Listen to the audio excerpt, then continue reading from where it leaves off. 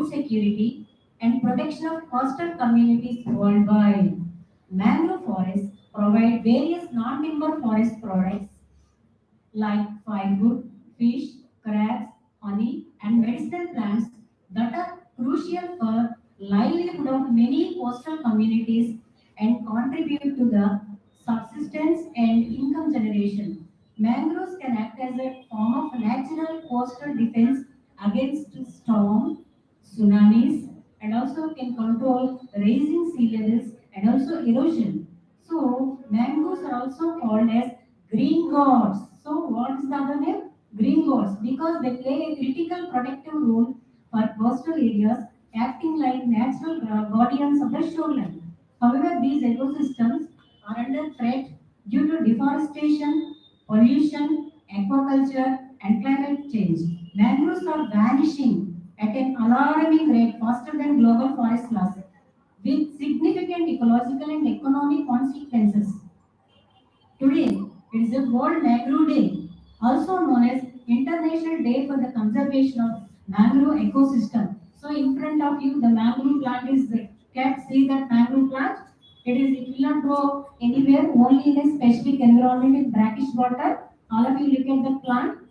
And the theme of this World Mangrove Day 2025 is protecting wetlands for our common future. Okay, we are reminded of our shared responsibility to conserve and restore these mangrove ecosystems. So, recognizing the significance of the unique mangrove ecosystem, the Department of Botany at Visakha Government Degree College for Women, Vishakhapatnam, is organizing a workshop in collaboration with ICFRE, Vishakhapatnam, a coastal ecosystem center, on plant propagation, nursery management, and disease diagnosis in nursery plant with special reference to mangrove plants. Those are there. So here this workshop mainly focuses on mangrove biodiversity, its conservation principles, and ecological significance. And another important thing, standard operating procedure (SOP) for nursery techniques. Their propagation management in nursery and reviving or restoring the lost mangroves in the urban landscape of the East Coast. Workshop highlights the urgent need to create awareness on importance and conservation and revival of lost mangroves and mangrove ecosystems. To revive mangroves, what we have to do? The best thing, we must combine the traditional wisdom with scientific methods. So one key step is establishing scientifically managed mangrove nurseries. Our scientist sir is actually doing all this. Srinivas Garu, these nurseries form the backbone of all mangrove afforestation programs. Propagation of mangroves poses unique challenges. It is not simple thing to propagate mangroves. First, selecting the right propagule, that means the thing to propagate this one, maintaining the salinity conditions in nursery settings to ensure successful transplantation. Each and every step requires specialized knowledge and skill. These mangroves primarily propagate through a unique process called vivipary. This vivipary means where the seedling develops while still it attached to the parent tree. అంటే parent మీద ఉండగానే the seed will start germinating. That is called vivipary. Okay, this process along with vegetative propagation techniques like stem cuttings plays a crucial role in mangrove restoration. A well-documented SOP ensures uniformity, success rates, and scalability. It is very essential step for of these mangroves. Another core area we are focusing on today is disease diagnosis and plant health management in these mangrove plants in nurseries. Disease if not diagnosed, what happens? The diagnosed and managed early, it will wipe out entire batches of seedlings, resulting in loss and resource wastage. Proper nursery management practices ensure healthy and disease-free plants that determine their success rate once transplanted into the field. So, dear participants, let us use this workshop as a forum for learning, collaboration, and action to protect and restore our precious mangrove ecosystems. Thank you so much.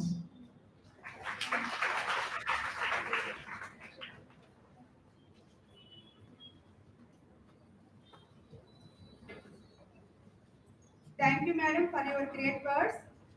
Now it's time to introduce our speaker, Dr. Srinivas, scientist, ICFRE Coastal Ecosystem Center.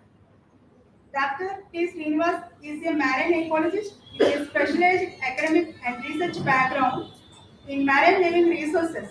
Currently serving as scientist C at the ICFRE Coastal Ecosystem Center, Ministry of Forest Biodiversity.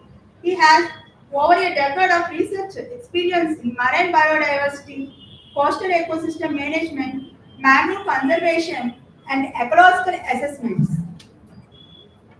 His ongoing work focuses on the forest genetic resources management of mangroves and coastal ecosystem across India, particularly within the Eastern Ghats along the east and west coast.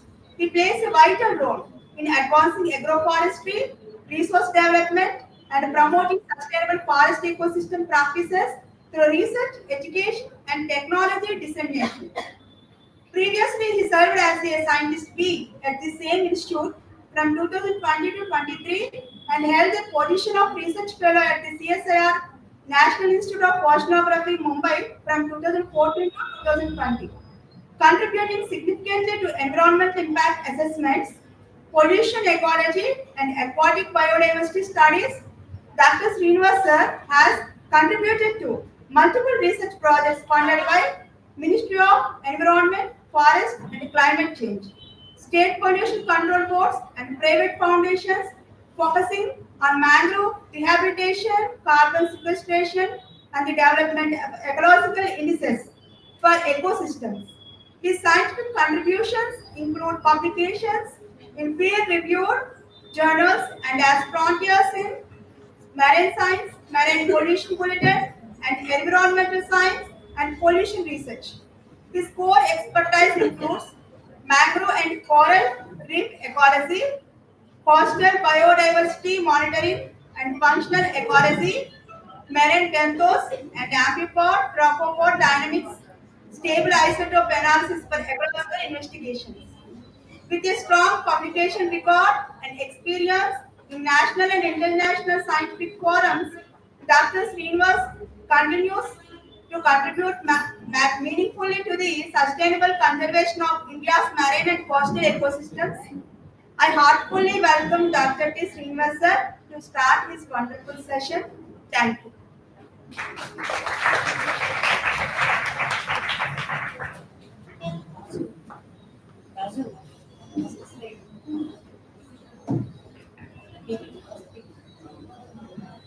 So very good morning to all of you. So first of all, I would like to thank Principal Madam, Devita Madam, and Lavanya and all the staff of Government Degree College, Women's Degree College of Visakha. Then also the students and my colleagues and all the online participants who has given me this opportunity for this wonderful program and national workshop on plant propagation, nursery techniques of particularly related to this mangroves. So today actually International Day for Conservation of Mangroves. So today actually the 10th anniversary of after establishment of this International Day for Conservation of Mangroves. So many of you know that nowadays this biodiversity point of view, if we see how much importance of the each and every biotic organisms present in this earth. Everybody is focusing on biological components, how it will be useful for us, and how we are damaging it, and also how we need to conserve them. So in that scenario, these mangroves actually comes friendly. There are ecological importance and also the economic importance, which gives a lot of benefits to humankind. So on this International Day for Conservation of Mangroves, we are ICFRE CEC Coastal Ecosystem Center Visakha and in collaboration with Government Degree College. So I personally thank Madam Principal Madam Devita Madam and Lavanya Garu, and also my colleagues actually who suggested to go for this kind of programs actually. So once again, I thank all the people who participated in this program. Then again, I will actually I feel that there are many different kind of audience actually, starting from students to faculties and other stakeholders actually. So I have designed my lectures like very basic to the scientific level. I am very sure that I will not make it boring actually. Okay, so it is like a concept of biodiversity, why we need to conserve actually. So that then I want to introduce the concept of mangroves actually. So why it is important and how it is important and in which way we can conserve them actually. Then also there are many nursery growing techniques actually. Then also plantation techniques. So there are many things actually in this case. So that so with this note, I will start my presentation actually. Okay, and that we can close it.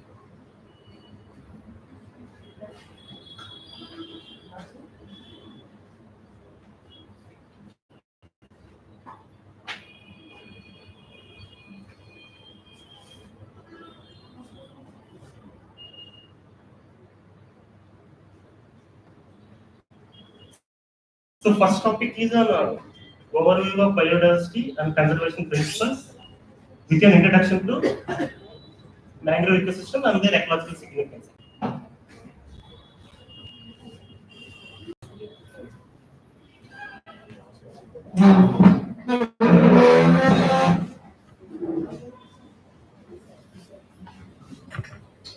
లేకపోతే screen share చేసేయమంటారా? నేను ఇక్కడ screen Right, but, is it visible all of you?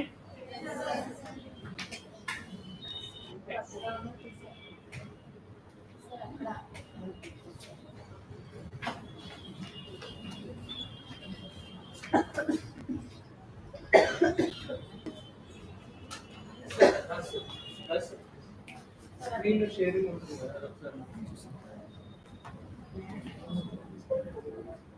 Sir మీరు మామూలుగా చెప్పేస్తారు, మీరు ఇక్కడ screen share మీరు అక్కడ ఏది కనబడుతుంది ఇక్కడ అదే కనబడుతుంది మీకైతే. సార్ ఒక నిమిషం ఆ స్క్రీన్ షేర్ చేయండి. మీరే కనబడతారు ఇక్కడ, మీరు స్క్రీన్ మాత్రం షేర్ చేస్తారు.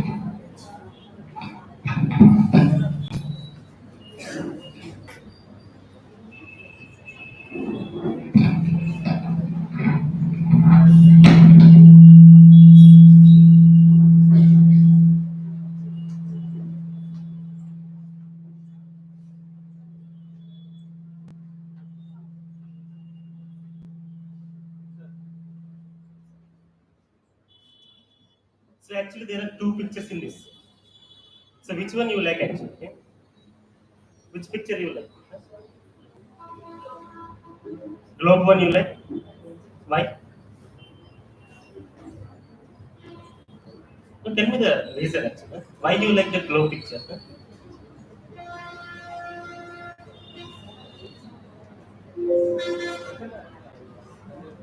Okay.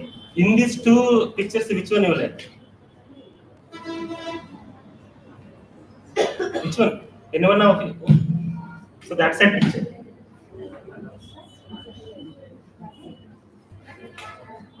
Okay, in this, that side one.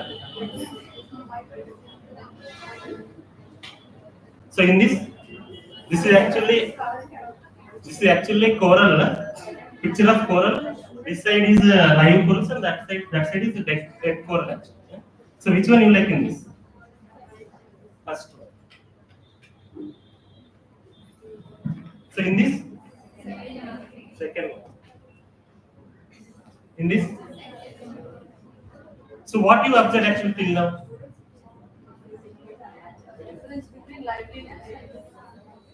See, you mostly like the pictures which is like liveliness actually. There are so many components are there in the picture. Yes or not? There are many biotic components and also abiotic parameters. Yes or not?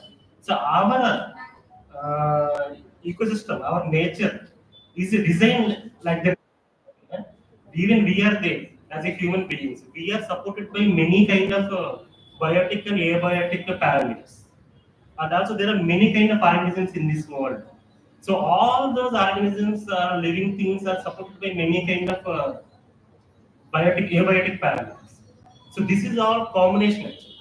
So if one disturbed, other things also will get disturbed. Okay. So these combination of which helps sustainability of our life for future generations actually. So if we can act on these kind of parameters for our generations, for our future generations, whatever biodiversity and what we are having now, so our future generations also they will enjoy that nature actually. Otherwise, you see our parents. What life they have lived and what we are living is completely different actually. Yes or no? There are many kind of organisms which is got to vanished actually, extinct. So that traditional knowledge and we cannot retrieve it back now. So if we can act on these kind of small parameters, whatever luxury we are living, our future generations also can they enjoy it actually. So that in that major point is that biodiversity. So can anyone define what is biodiversity? Biodiversity. So bio is life, diversity, varieties. So in that name itself, it is the variety of life forms actually. Yes or no? We see in and around, you go to your college premises, there are many kind of organisms and plants, small microorganisms. Yes or no? So each and every life form is very important for us. Even you take one drop of water, millions of organisms and plant microorganisms will be there in it. So we think that that one drop of water is nothing actually. But coming to point of view like ocean and this coastal regions, so in that one drop of water there are planktons which can photosynthesis actually. So they are the fundamental organisms for higher organisms like fishes and so if we lose that kind of a plankton, like a zooplankton or phytoplankton, so there will not be any food supply for a higher organisms. Yes, sir. So each and every place we should take care. Actually. Okay. So you are here actually. So how we know that this many life forms are there in this earth actually? You know Big Bang theory? Yes or no? So starting में there are no kind of organisms are present in this earth or in this world actually, right or not? So slowly from one organism through evolution point of view it has evolved, right or not? So this all happened through process of Big Bang. So now we are living in this era. So we have come from a very small kind of microorganisms starting from very billions of trillions of years. So you see that Earth actually has formed about 4.5 billion years ago. So through process of evolution, so that evolution actually I will talk actually. So this kind of evolution only called as a succession actually. Okay. Do you have idea of succession? Yes. Can anyone explain what is succession?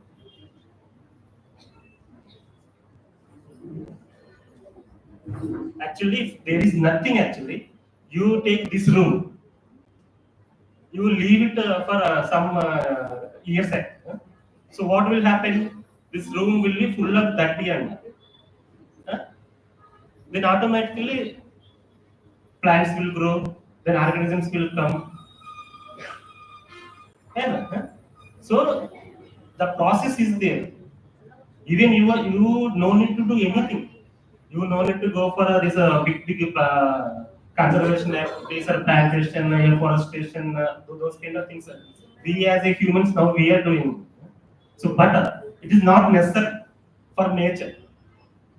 If you leave it as such, it will automatically grow. So that process only called succession.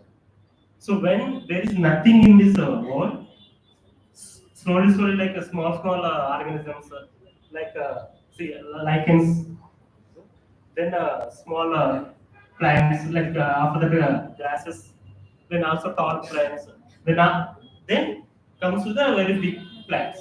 So once all these kind of plants and ecosystem established, then comes the wildlife. Yes, sir. So this plant is one of the fundamental thing for all the, even for us also. Plant only we are living. Yes, sir. So this process only called actually succession.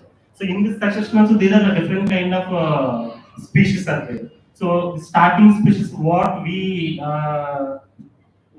will establish. So that is called as a pioneer species. So next is whatever intermediate like grasses and small plants, it will come as a intermediate species. Then climax species, what this tall plants and it comes under the climax community. So this is secondary succession. Suppose one green forest is there, then forest fire happens. Forest fire happens, so what will happen? So all the plants and whatever organisms, it will die. Right? Arvind? So now we are doing for restoration. So if we are not doing restoration also, after some years, maybe 1 year or 2 years, it will automatically get restored by its own. So that process only called secondary succession.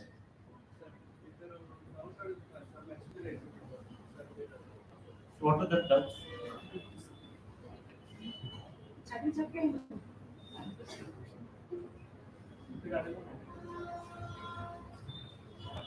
Asmim, you can ask question.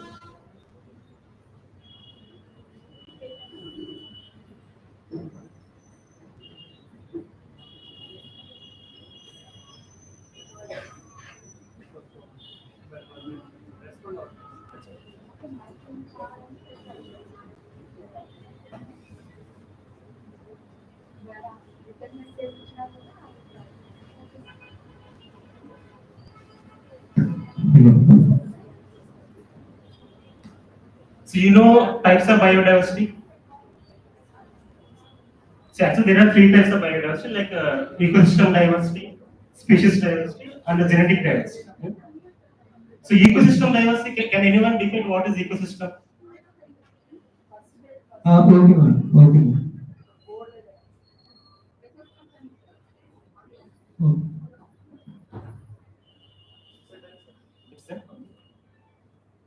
So what is ecosystem? Can anyone define what is ecosystem? Ecosystem. So where you are living actually is one kind of ecosystem. So what it contains? It contains it contains both biotic and abiotic parameters and their interaction. So we are living in this so suppose this kind of environment. So there are some biotic, even me and you and me and some other plant. So we are all having interaction. So this interaction is there in our surroundings. So that is one kind of ecosystem. But this ecosystem varies from place to place. So do you find the same kind of ecosystem in ocean? No. So water organisms in present in ocean, that is different. And what kind of abiotic parameters they influence on that biotic parameters, that is different. And also same coming to Himalayas, and also the arid regions like the desert. So each and every organism and their surrounding parameters, they play differently in every place.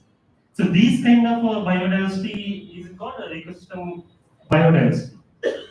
Yes, sir. Coming to suppose it is different, varying from rainforest to tropical forest actually.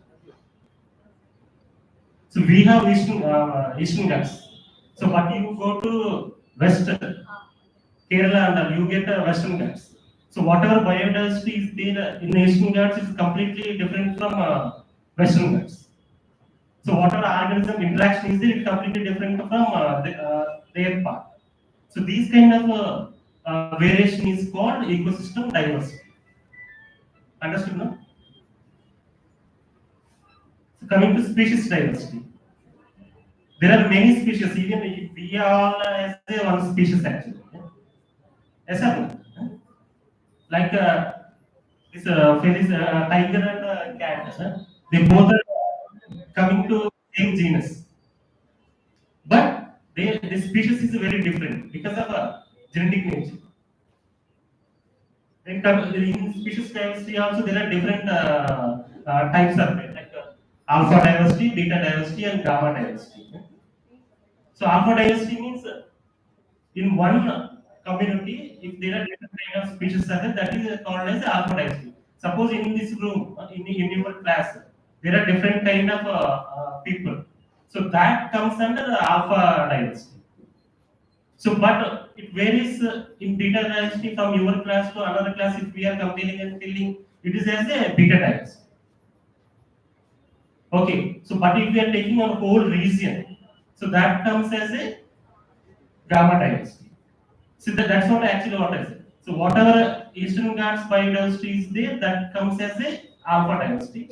So there's a Eastern Ghats biodiversity and the Western Ghats biodiversity. We can call it as a beta diversity, and whole region of India we can compare by gamma diversity. Okay, so genetic diversity. So there are many kind of even we have so many varieties of genes. Yes, sir. So if, what is the setup that rice? It has about 8,000 genes. Well, 8,000 80,000 varieties of rice varieties are. Okay, so all these are very important. So if we are not taking care of all these things, and if we are losing the biodiversity, our future generation will lose it. Now previously 40, 50 years back, we used to get black rice every day, but now we have never seen that black rice. Even I have not seen black rice. Okay. Okay, tell me what kind of diversity it is. What kind of diversity it is? Whether it is ecosystem diversity or species diversity or genetic diversity. It is ecosystem diversity. There are many people who is standing actually. So what kind of diversity it is? Sorry, it is genetic diversity. We are all same species, but our genes are different. Yes, sir. So we are genetically different. So these kind of diversity is called as a genetic diversity. Okay. So now actually everybody is focusing on not only these three kind of ecosystem, species, and genetic diversity, based on how you are functioning. Suppose you how based on the functioning of organisms also this the diversity varies. So there are many kind of organisms. They fly. No, no. So some organisms they are omnivores, some organisms they are carnivores. So based on that things also, this diversity is different. So that is called as a function. So how they are functioning based on their functionality, this diversity is vary. Suppose organisms, you must be seeing that on soil there are many kind of organisms which go inside soil and they live, and some they live above the soil. So that is also one kind of function. Yes, sir. So whatever organisms which stay on surface of soil, it is called as a epifaunal, and whatever organisms which go inside soil, they call it as a infaunal. So there is a clear-cut variation in their function. So based on that function, they divide it.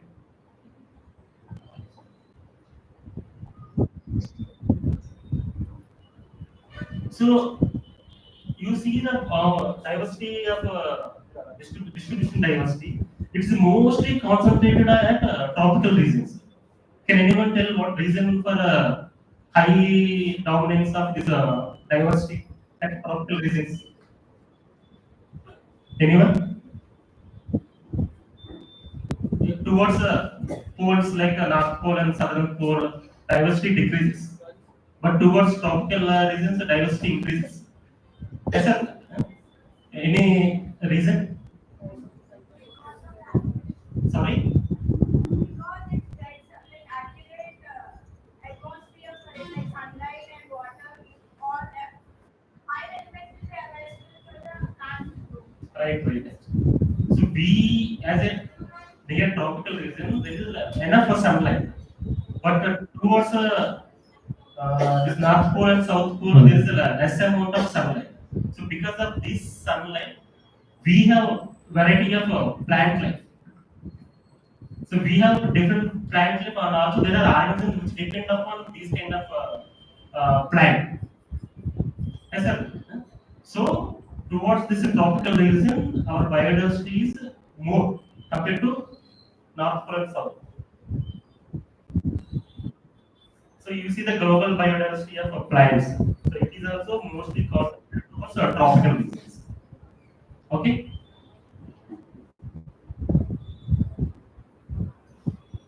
So we have learned many things till now, that biodiversity types and so can anyone tell that importance of this biodiversity? Suppose whatever things surrounding you, you are watching, are you getting any beneficial from that? So can anyone tell what kind of benefits you get?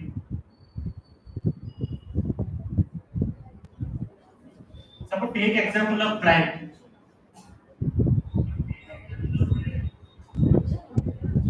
So you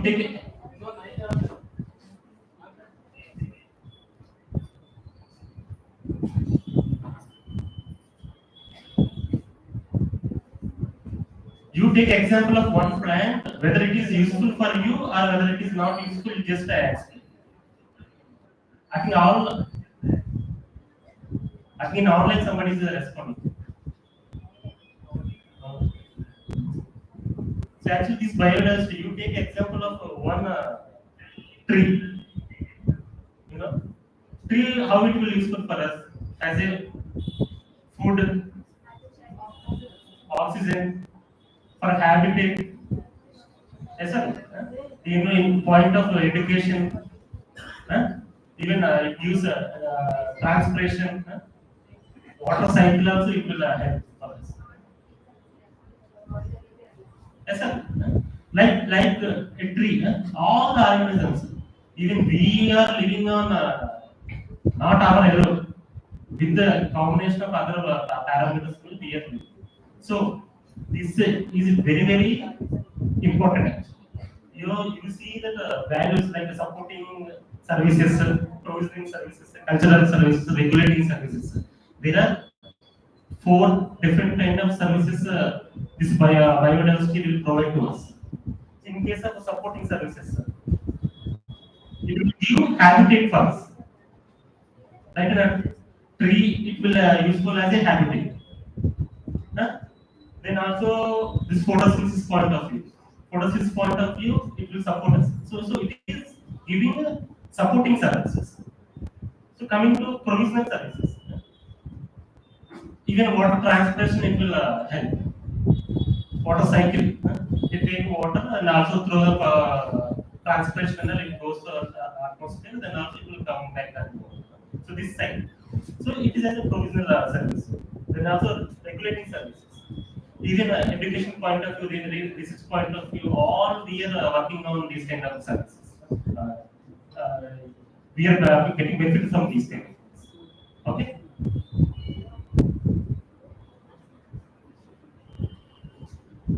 Okay, there are many kind of biodiversity. So there are many kind of parameters like abiotic parameter it support us. So what are those parameters? The first is a physical habitat we need. So if we are living on this world means we need some habitat. Even as a home for many trees, for many birds, tree act as a habitat. Yes, sir. So you see, I have just taken example of coastal ecosystem.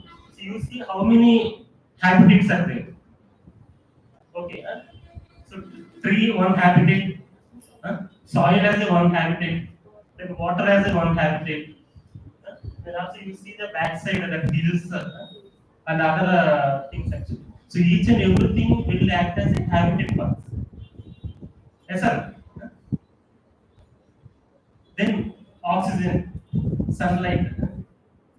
So we are living with oxygen, but in water, how they will live?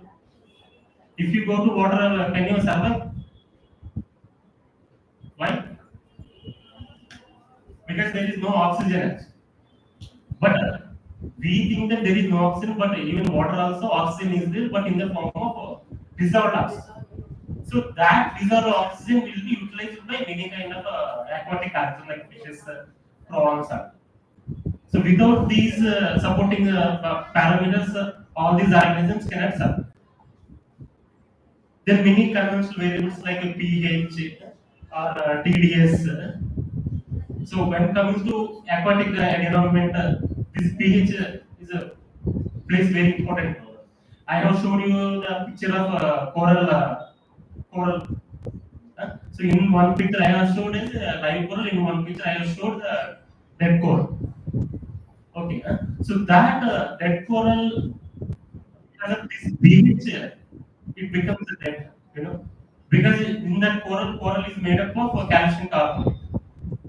Okay. So that calcium carbonate in the form of a reversible reaction.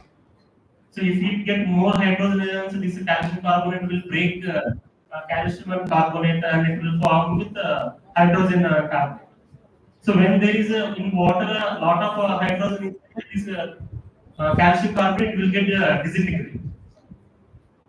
Okay. So there will not be much calcium carbonate available for the organisms which can make shells. Okay. So these kind of things are very very important. Suppose nutrients. For our living life also we need nutrients. We are having so many food items and so through that food items we are getting nutrients. Even in aquatic organisms they require a lot of nutrients. Yes, sir. So but what will happen? Suppose if we are having more number of so much amount of food, so what will happen? We get obesity. Then automatically will damage our immune system and everything. So same in aquatic region also, if we are providing more number of nutrients, what will happen? They cannot take that much nutrients. So this water column will be full of nutrients. So whatever basic organisms like plants, the phytoplankton, it will produce more. Yes, sir. So more nutrients are there that primary organisms phytoplankton they will increase drastically. So if this drastic increase of organisms are going to happen, whatever oxygen is there in water, it will consume. So once that oxygen finishes, so there will not be much availability of oxygen for the higher organisms. Yes, sir. So what will happen during that time? Whatever higher organisms, they will get that.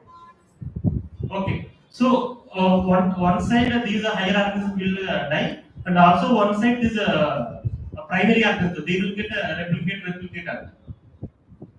So there will not be any mutual understanding actually here. So if there are some organisms should be there to eat on these kind of plants also. right? So otherwise they will drastically increase. So in that case, what will happen? They also get a limit of a limit food sources. So automatically these primary organisms also will get that. So completely whole ecosystem will get disturbed. Okay. So how we are getting more number of nutrients into this aquatic ecosystem as a industrial discharges and all pollution. So through these processes, we are releasing more number of nutrients into aquatic ecosystems. So not only this water components, there are sediment components also, which is equally important. Like you all know that the sediment, there are many different kind of compounds like sand, silt, clay. Yes, sir. So there are organisms which are present in the sand and they cannot survive in clay or silt. And there are organisms which can only survive in clay. Okay, so based on this sediment composition, whatever organic carbon which is present in the sediment, it will also vary because of the grain size. You see the difference between the grain size of sand and grain size of mud. So mud have comparatively smaller grain size. Sand have comparatively larger grain size. So when organic carbon, suppose if leaves or something is falling on this earth, more number of surface area is there for silt, so that more number of organic carbon will be present in the silt, but not in the sand, because sand has larger surface area. Yes, sir. So that whatever decomposition is there, it will decrease in the sand compound. So that plays a major important role in this. Even size also matter. So coming to threats, can anyone threat what are the threats to this biodiversity? We are doing actually. So what you are doing, you tell. Pollution. Okay. How you so you see in your daily life how you are contributing to this threats in your daily life. It's a climate change. In climate change also, how you are contributing to that climate change. Through you stand and see.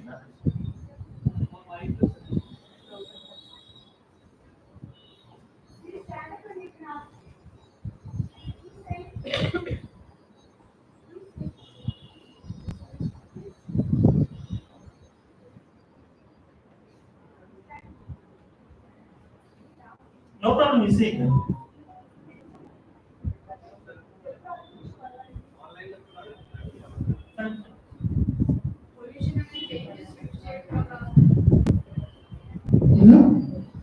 Pollution అనేది differences air pollution, noise pollution, soil pollution. Air pollution అనేది vehicles అలాగే industries నుంచి వచ్చే smoke అలాంటి వల్ల pollution అనేది జరుగుతుంది sir. Thank you. So that means what you are doing all these things by using our land. Yes, sir. So land use. So we are creating more number of industries. We are destroying our forest and all other habitats. So there is no control on land usage. Yes, sir. So if we have control on land use patterns, like if there are some kind of forest is there, we should not touch. So whatever land which is available for that, if we can focus on those kind of things. So land use pattern is very very important actually in this case. So second one is pollution. Because of this land use pattern only, we are creating pollution. More number you see before industrialization and now industrialization. So because of this land use only, industrialization happens. So because of the industrialization, this more pollution is happening, right? Then also species over exploitation. Whatever species we are getting, we are exploiting it Even you see the fish, there is no shopping for fishing. Yes, sir. For that only, now our government has introduced the like a fish ban period, 45 days, 50 days of fish ban period in all over India. So what will happen if continuous fishing is there? That when fish regenerate, our fishermen will go and they will catch and they will get it. So if this continuously will happen means what, there will not be new regeneration. Yes, sir. So if we are stopping, we are not letting them to regenerate, how they will regenerate and how it will be useful for us. So there is a particular period. Recently only it finished actually, April to June. This 45 days, it is actually a spanning period and breeding period of majority of fishes in the Indian coast. So what our government has done, these 45 days, there is a fish ban in all over India. So that varies actually from east coast to west coast. Maybe 10-15 days here and there it will be. So over exploitation of species is also one of the major reasons. Then climate change. Automatically, if we are doing all these things, climate change will happen. So because of climate change, whatever biodiversity we are having, it will lose. Then one more thing is that invasive species. Whatever we should promote only native species actually. Whatever species which is present in our surroundings, we should promote.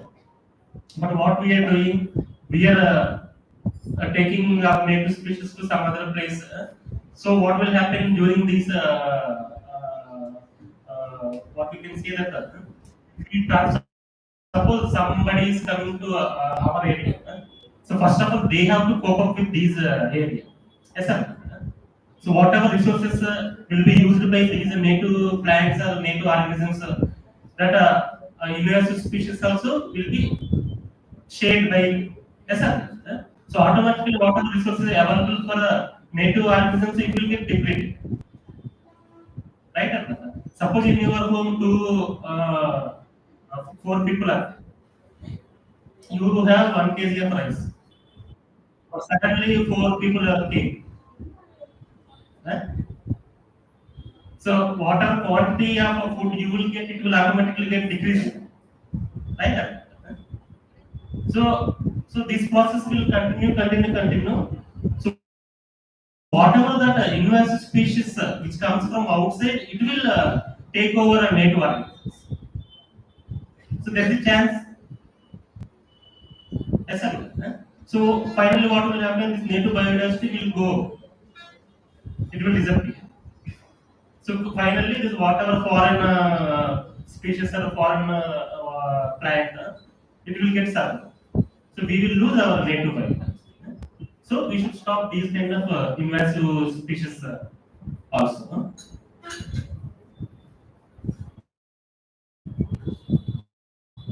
So you see every day there are many kind of organisms which is getting endangered, extinct. In each and every second, we are losing a kind of organism. Suppose you see about 19,817 species. It has every 2 seconds it is coming as a endangered species. So that much, many species we are getting affected. Okay. So there are some organisms like IUCN and others. So they have created so what species is coming under the endangered, critically endangered. I think all of you know these things, right? So I think these things are this red book, blue book. So that's I think you all must be knowing. So one are all different kind of organisms. They have listed down that what are the organisms. So the which is endangered and extinct. So that books are. So coming to conservation point of view, there are we are creating a lot of damage and there is biodiversity is getting. So we are so how to conserve? So conservation is one kind of biggest issue also in this case. Like in conservation, we can go for as what we know, everybody is following the in situ conservation, ex situ conservation. In situ in the sense the place where it is there, and ex situ outside the habitat. Okay. Suppose in situ, suppose one forest is there, or tiger is there. If you want to conserve that tiger, how you will conserve? Any idea? Suppose tiger is there.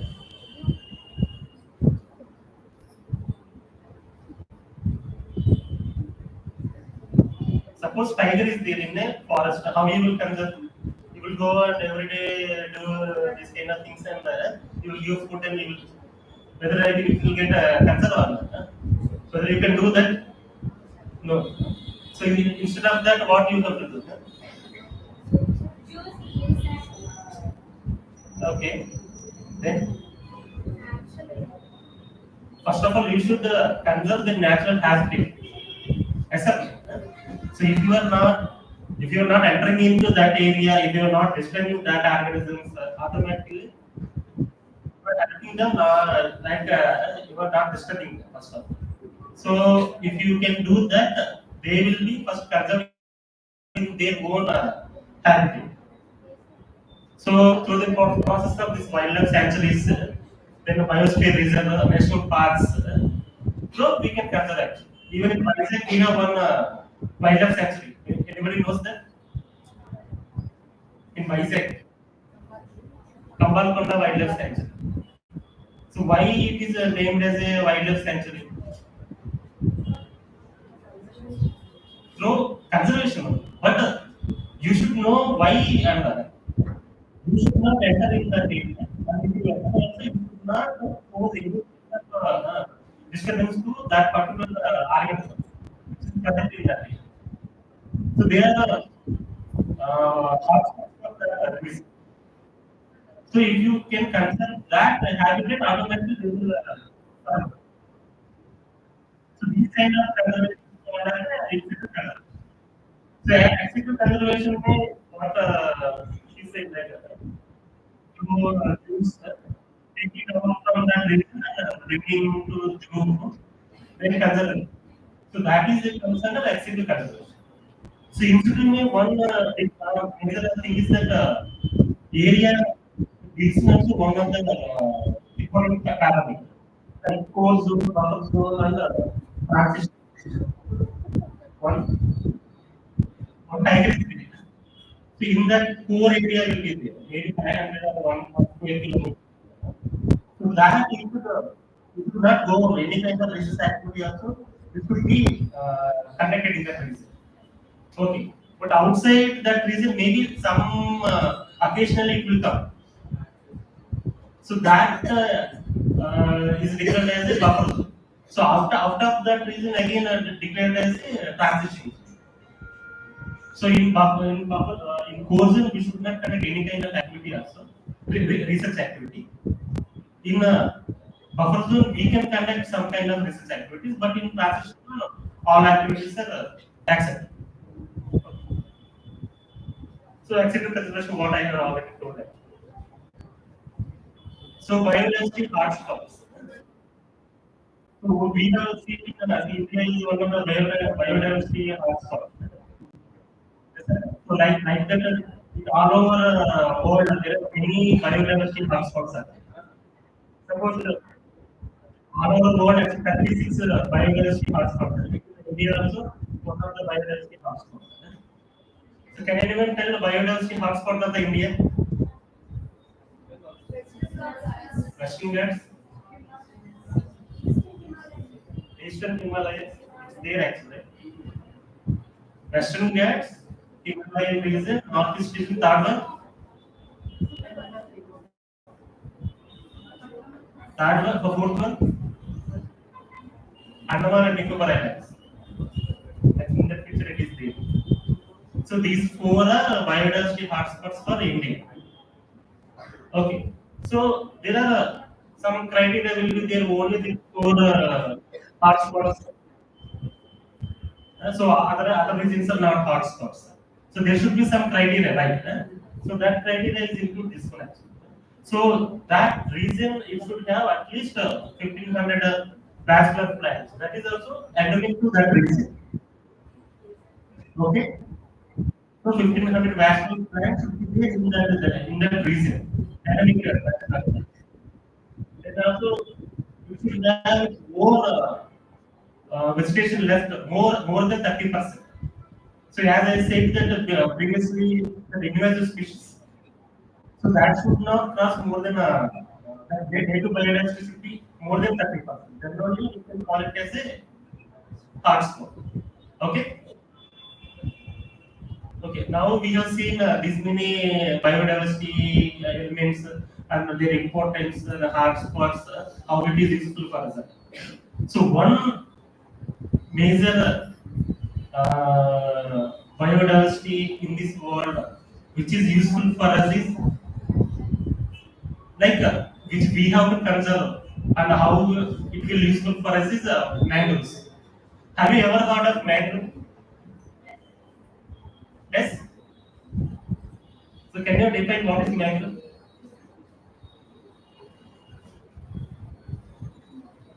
Anyone? So where it is present?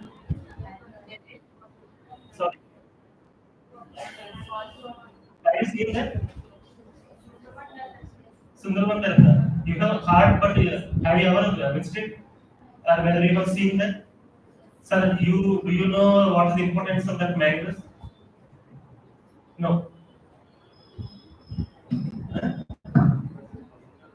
So mangroves, so mangroves are actually a group of plants which live in aquatic. Sorry,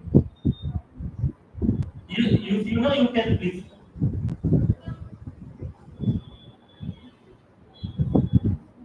So actually mangroves are a group of diverse trees or shrubs that are present in tropical marine intertidal estuarine regions. Okay, so they plant species which are mostly loving present at the coastal regions. Okay, intertidal regions or estuarine regions. So where this freshwater comes and meet the sea, wherever rivers are there. So in that regions, these mangroves are present in high levels. So that these regions are habitat for the plants. Okay. So there are different kind of mangrove forms are there. There are shrubby mangroves and woody plant trees actually. So mangroves are have different categories. Like many mangroves there have not more than 1 meter height, like our terrestrial shrubs. And many plants they grow up to 20 meters and 40-meter height.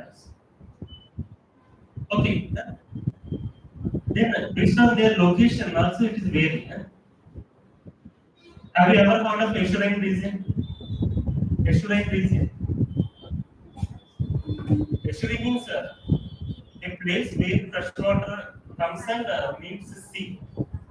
Okay. So where that kind of habitat you find? Suppose a river is bringing fresh water and it is mixing into sea.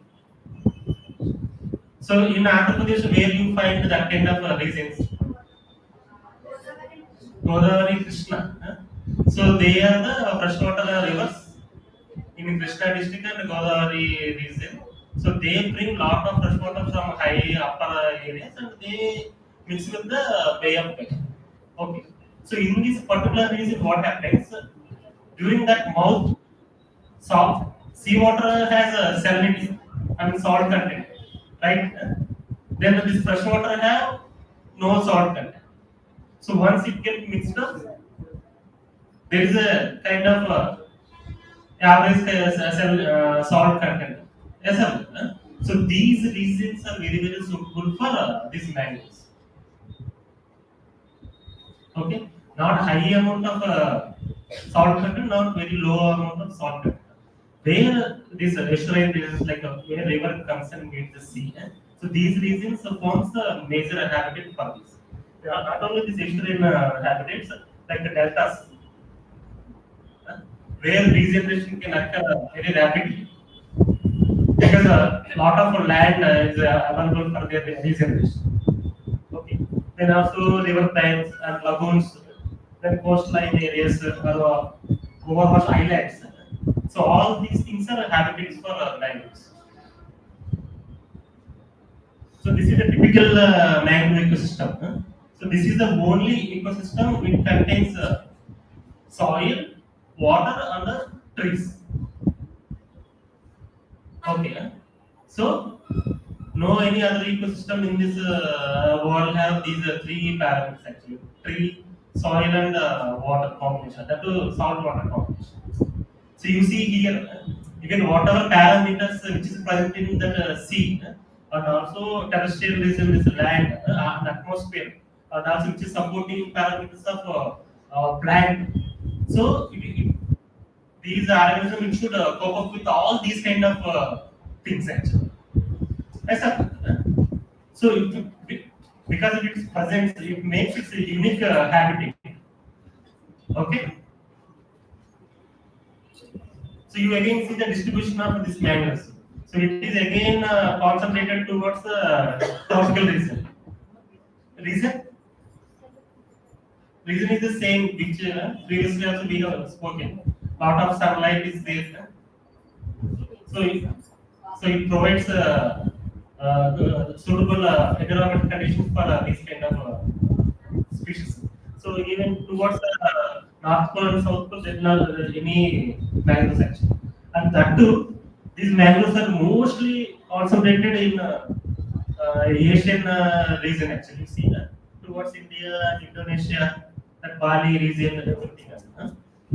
Most species diversity is present in this region because availability of land one of the major parameters is. Okay. So, as I said, that the global distribution, 42% of mangroves are present in Asia. So, our Asian region is one of the major contributors for mangrove presence. Okay. So, about 124 countries, these are there actually. But majority of cover is present in our Asiatic countries. Okay. So, coming to Indian region also, we have about 3% of total global mangrove cover. Okay, 3% of global mangrove. So present as per the records of 2023 Forest Survey of India, we have 4,975 square kilometers of mangrove cover in this our Indian region. Okay, which is actually a very negligible percentage of total global geological area of India actually. But compared to other regions, we are having a good percentage. Then that too, our east coast have a major high percentage. About 80% of mangroves are present in our east coast compared to west coast. Can anyone tell what is the reason? Presence of more percentage of mangroves in east coast compared to west coast. 80% of mangrove cover is there in east coast. Reason? Yeah. Sir, East Coast has the rivers like Kaveri, Krishna, and Godavari rivers which come and mix with the Bay of Bengal, not with the Arabian Sea, so we get more mangroves to the East Coast. Right. So that is actually one of the major reasons. Lot of rivers like Godavari, Krishna, Kaveri, then Ganges. So all these makes a suitable habitat for this. Then another reason is that this west coast may you see western Ghats are there. Then east coast may we have eastern Ghats.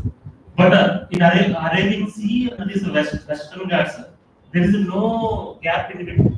So it is attached to eastern Ghats. This water Arabian Sea and western Ghats are there. It is almost attached. But our eastern Ghats it is not like that. It is far away from the sea area. So there is a lot of delta formation is there in this region. So that is the one of the reason which is high percentage of mangrove present in east coast. Okay, like so I have already given that. So these are the areas of mangrove present in India, like a Sundarban. Sundarban, which river flows actually? Sorry, Ganges. Ganges. Sundarban is the largest, world's largest mangrove forest in world.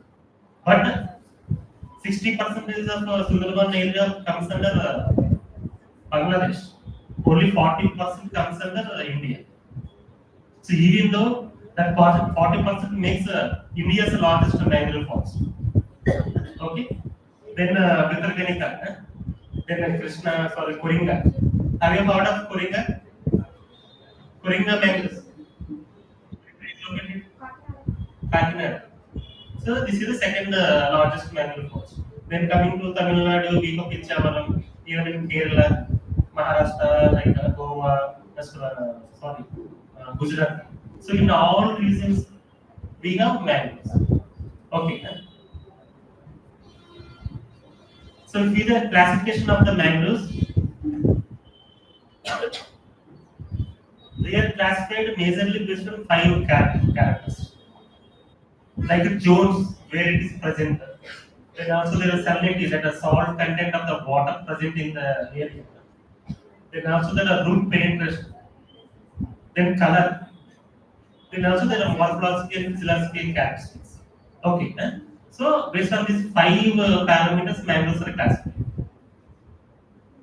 So based on zone, we'll see. So what we have thought previously, like lot of fresh water, like rivers is bringing, and it is mixing with the sea water, right? So once it gets mixed up towards sea, there will be lot of salt content, obviously. But towards the fresh water, towards the river side, there will be less salt content. Yes or no? Suppose your river is bringing fresh water, then sea is. So when it is mixing up like this towards the sea, you will experience more salt content because sea have more salt. Yes or no? So based on these variations towards the sea and towards the land side. So based on these variations, also mangroves are divided. Okay, it's a proximal mangroves, distal mangroves, like that. So you see here, like this picture I have shown, Rhizopora towards the land region, Abyssinia is there. So this species also varies based on this zone. Understood? So in proximal zone, like towards the sea, you find Rhizopora. In middle zone, you find Sopracia, Bulgaria, Exogaria, and then towards the land, you find the Abyssinia species. Okay?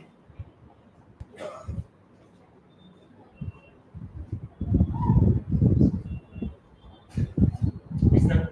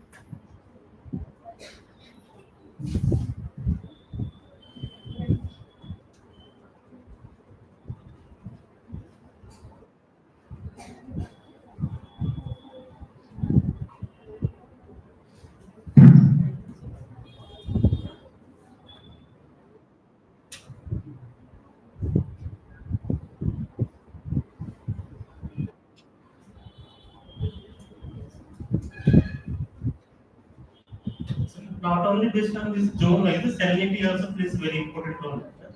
So as I said, towards the sea it has more salinity, towards the land it has less salinity. So this salinity plays again another important role. So another thing is that based on the conditions which is present in that region, so towards the sea, what will happen? More wave action will be there. Yes, sir.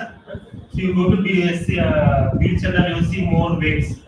So organism, the plant, it should withstand to that kind of area, that much wave action. So what else is present in towards that sea aquatic region? It is different towards the freshwater.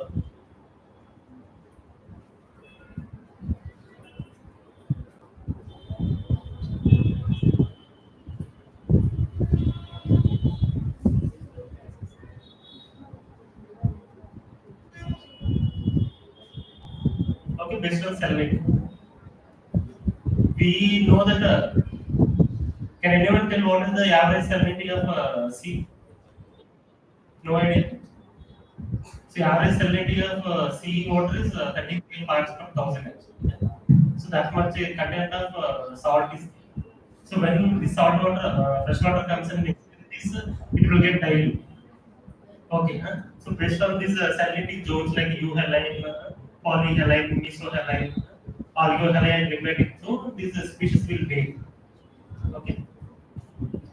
Then also based on root penetration. So they have a different kind of a root system. Okay. See, as I said that towards the sea, they have to cope up with that kind of harsh environmental conditions. Okay. So much where actually. So when a high amount of wave action is there, what will happen if we stand up? So we get distracted, right? So because of that much energy that the waves are having. So what happens? So this plant it will support to that kind of environment. So what it have it have crop root kind of system like our mulching system. Okay. This ficus. So what will happen if a high amount of wave energy comes also, it will withstand to that kind of reasons. So that's why it has crop root and still growing. So again, in this, what will happen? This plant needs oxygen also. Because water comes and goes every day. So whatever soil oxygen is there, it is not sufficient to breathe. So they have modified themselves through process of this nematophores. Nematophores means what? It comes out from the soil. So that they will go above the water level and they breathe. They have lenticels in their nematophores. Okay. Then again, knee roots. So this is one kind of that root is bedded like knee. So this is one kind of arrangement. Then also buttress roots and snake roots. So this is all because they have to cope up with that kind of environment, harsh environment conditions. Then color. So based on color, these mangroves are divided like red mangroves, black mangroves, and white mangroves. So red mangroves are majorly of Rhizopara family. Then black mangroves are Zaricinia marina. Those kind of things. White mangroves are Lagerplaria, smoother. Like this. So this is actually the diagram of this mangrove zonation. What I have spoken. So you see towards sea, it has a crop root system, so that it can withstand to that kind of harsh environmental conditions. Okay, but towards the land, it does not need actually that kind of root system. So it don't have that kind of root system. Okay, simple. To withstand that kind of regions, it creates own adaptations. Then based on physiology and morphology. So there are some kind of till now what I have spoken is true magnets. True magnets. That means what? all these true mangroves, they can withstand to that kind of salinity levels, or that kind of harsh environmental conditions, or they can cope up with that lack of oxygen in soil. So, but along with these true mangroves, there are associated mangroves which grows away from the coastal region. So, but supports this biodiversity. So, they are called as a associated mangroves. Okay, they also have same kind of parameters, but not up to that level. Okay,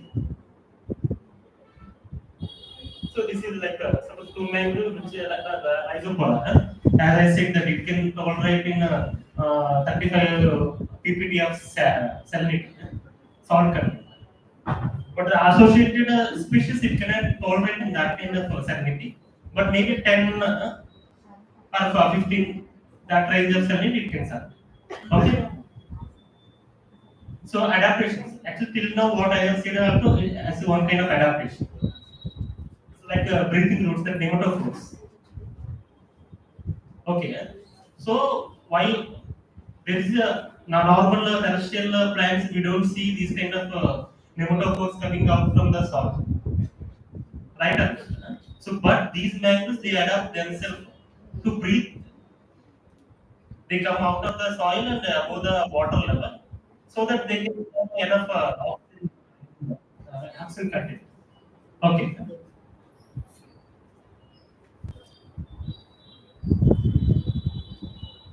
So this is a rhizopod. You see already this still fruit it is coming out from this. Okay.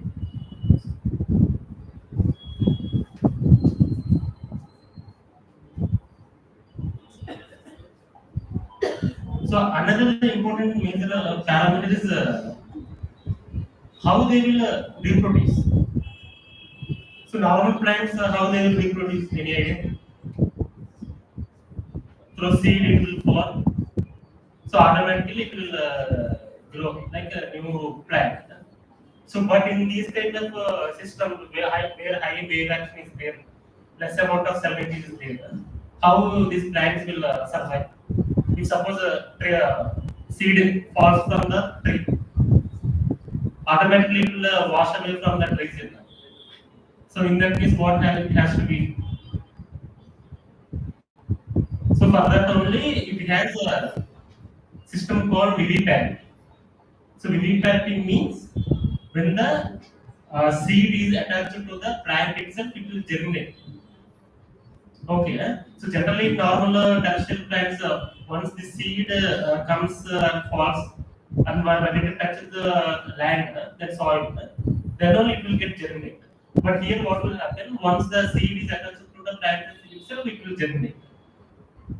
Okay. So that once it falls, also, even it wash away from that region, wherever that suitable substratum or land it gets, it will survive its own. Understood? So for that only it has that buoyancy potential and that viviparity potential it has. Okay? So the same viviparity generation.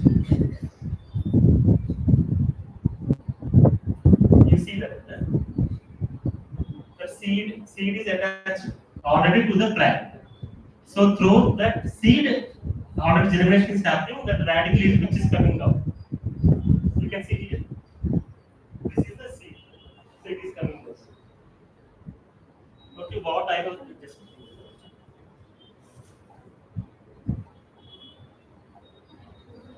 so this is all fully that radical, which is germinated when it is attached to the plant itself. Okay. So it will whenever it will get its substratum, it will float maybe. So whenever it will get its substratum, it will generate its own roots, so that the plant can survive in that conditions.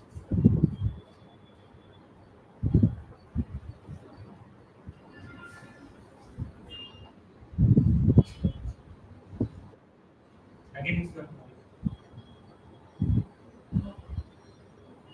Why it's not?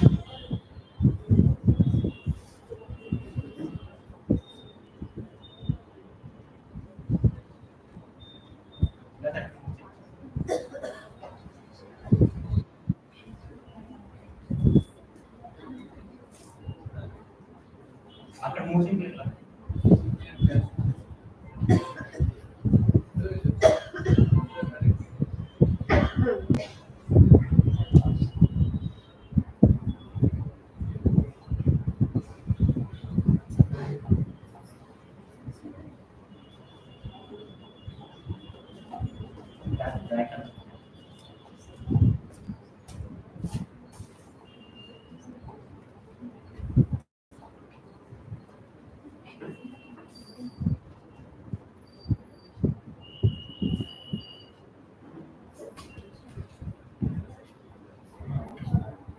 That I can change.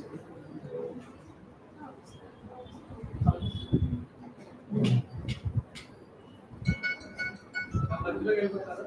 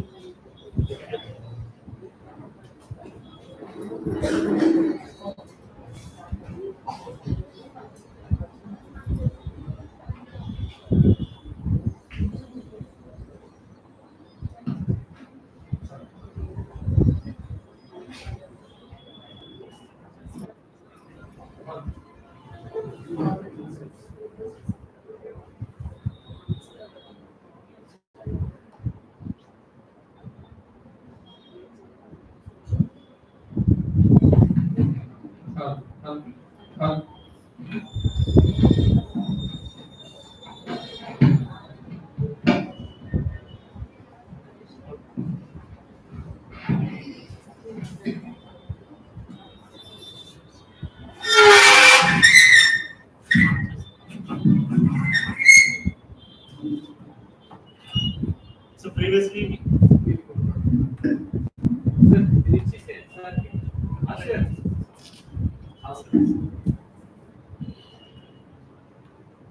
so viviparity we have seen. Viviparity means when the seed is attached to the plant itself, it will grow. But all the species need this one viviparity. Not necessarily. Like as I said, that as crop roots and still roots are useful towards the where a high amount of wave action is there. So for this viviparity also is necessary for that kind of species. So other species like Arsenia towards land species, it is not necessary, right? So there is one more activity called cryptoviviparity. So cryptoviviparity means they don't like normal plants only. Once the seed is falling down only, it will germinate. Same. Then it is have lot of salt content in that water. So they have to cope up with that kind of nature also. So what they will do, they will excrete what water they will take for all plants. Water is necessary for photosynthesis and all other transpiration and all that. Right? So along with water, they take salt also. So, but salt will affect plant essence. So, what they will do, they will secrete out so that they can survive themselves. Okay. So, some species, what they will do, they will stop the entry of this salt by roots itself. Roots itself. Okay.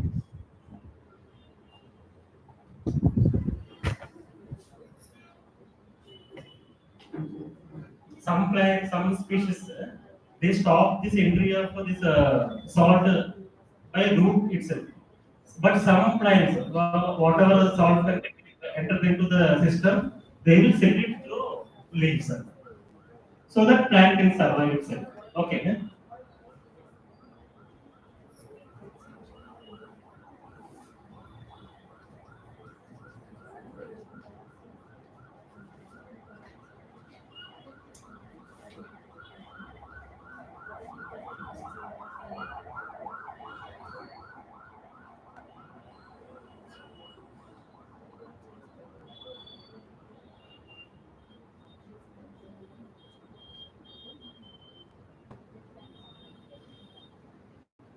So through this process. Okay.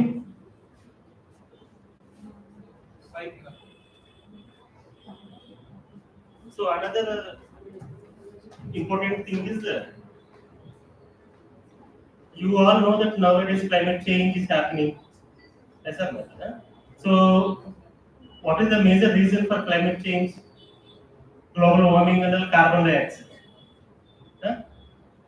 These plants are generally we are saying that you plant plantation you do so that the carbon and global warming will be reduced.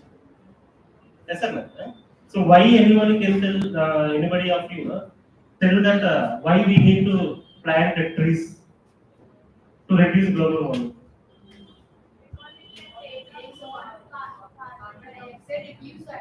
Oxygen, right? So what will happen generally in atmosphere carbon dioxide is there. So whatever sunlight is coming from the sunlight, generally it has to be fallen on ground and again it has to be reflected back. So suppose 100% of sunlight is coming, 100% it should reflect back. But what will happen because of this presence of carbon dioxide in atmosphere? This reflected sunlight is captured by that carbon dioxide and again it is reflected back to the earth. So that because of these phenomena, earth is getting warmer and warmer every day. Okay. So to reduce these phenomena to this effect, we have to remove carbon dioxide from the atmosphere. Yes or no? So for that only everybody is telling that you plant trees so that whatever carbon dioxide present in the atmosphere it will uptake. Then it will release oxygen. Okay. But these mangroves, one mangrove tree is equal to 8 terrestrial plants actually. Through carbon sequestration point of view. Why? Once it takes carbon dioxide, generally any plant, it takes carbon dioxide once the leaves fallen, then the tree it fallen, it will again mix up with the soil and again it will release into the carbon it will release into the atmosphere. Yes, sir. But here, because of aerobic conditions in the water and soil, carbon dioxide, which is taken by plant leaves or trunk, everything. Once it fall also, it will stay intact in that sediment because there is no direct contact with the aeration. So that that decomposition rate will be very less in this reason. So because of that reason, these mangroves are very important nowadays. Okay. Not only that, even nutrient cycling, sediment erosion they will stop. So in that sense also these mangroves are very important. So one is another one is a biodiversity point of view.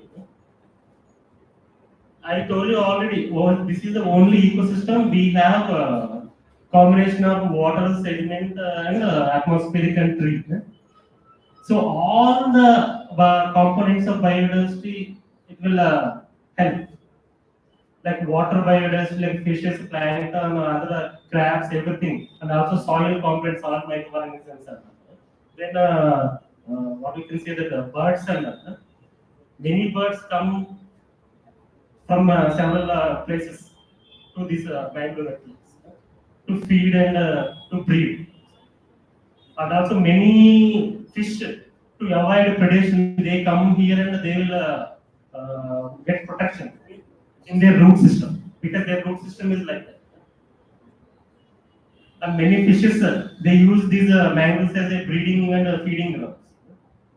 So because of these parameters, these mangroves are very important. So coming to threats actually. So generally, how we are doing threats to normal biodiversity, we are doing same kind of things to this one also. Land use patterns, pollution, overfishing, deforestation. Okay, even aquaculture nowadays is having very much impact on mangrove ecosystems. Understood? So if we see globally, 35% of mangrove cover was already lost. So as per the current statistics, coming 50 years, 100 years, whatever mangrove cover is there, as per current scenario, if we leave like this, 100% of mangrove cover will be lost.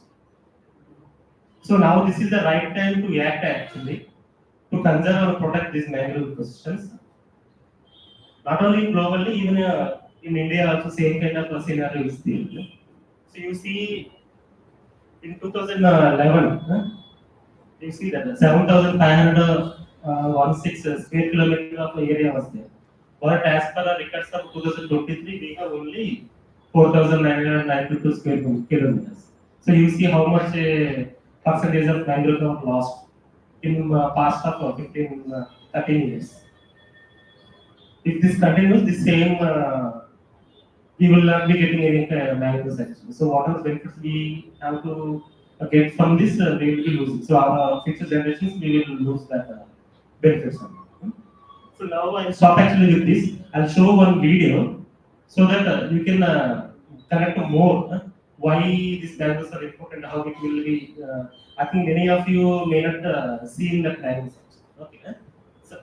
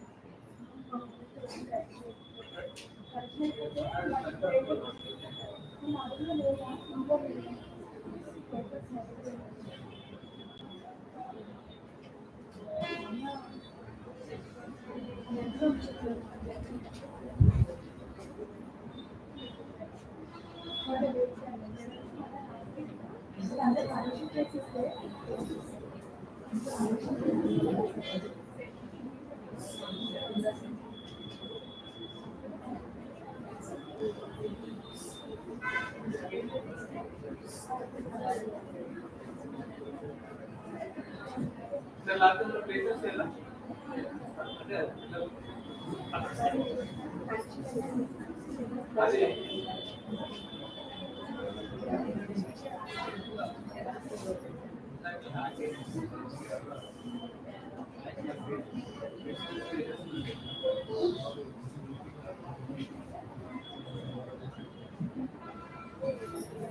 ಮಾತಾಡಿದ್ರೆ ಬರುತ್ತೆ sir.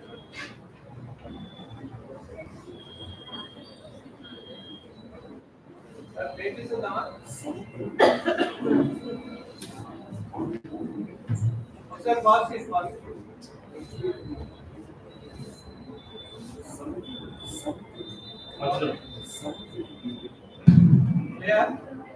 నీరు మరియు నదులు కాలువల నుండి వచ్చి మంచినీరు కలిసి ఏర్పడు ప్రత్యేకమైన పర్యావరణ వ్యవస్థను సముద్ర తీర ప్రాంత పర్యావరణ వ్యవస్థ అని పిలుస్తారు.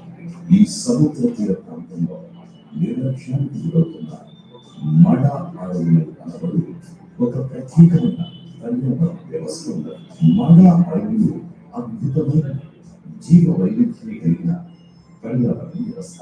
దీనిలో నీటి మొక్కలు, నత్తలు, ఆంచికలు, చేపలు, సరీసృపాలు, పక్షులు, క్షీరదాలు జీవిస్తారు. తెల్లమడ, నల్లమడ అనే అభిసేనియా జాతి మొక్కలు మొగలి పువ్వు జాతికి చెందిన రైజోఫర్ మరియు బ్రొడేగా, ఎక్సికోకారియా మొదలగు జాతుల మొక్కలు. ఈ మొక్కలు చిత్తడి నేలలకు అనుకూలంగా రూపాంతరం చెంది శ్వాసించే వేగం చెట్టు మీద మొదలుపెట్టిన విత్తనాలపై కలిగి ఉంటాయి. ఇతర చెట్ల మీద పెరిగే మొక్కల జాతులు కూడా ఇక్కడ ఉంటాయి.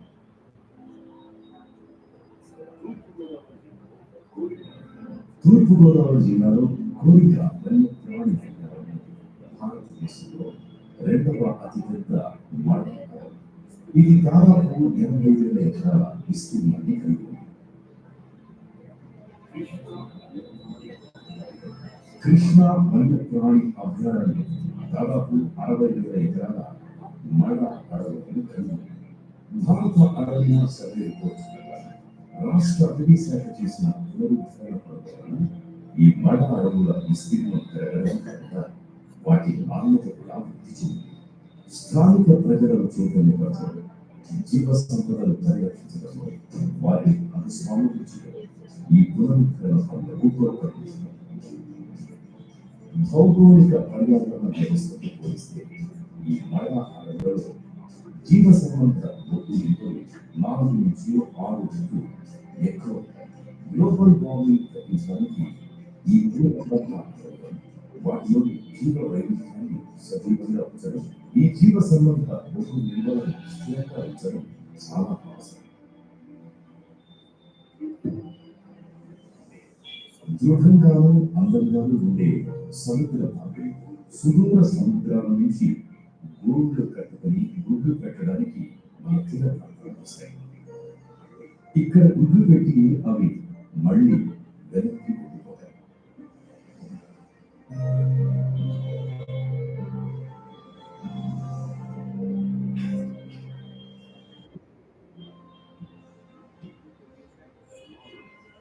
ఈ గుడ్ల నుంచి సుమారు 50-60 రోజుల్లో పిల్ల తాబేళ్లు బయట వచ్చి సముద్రంలోకి వెళ్ళిపోతాయి.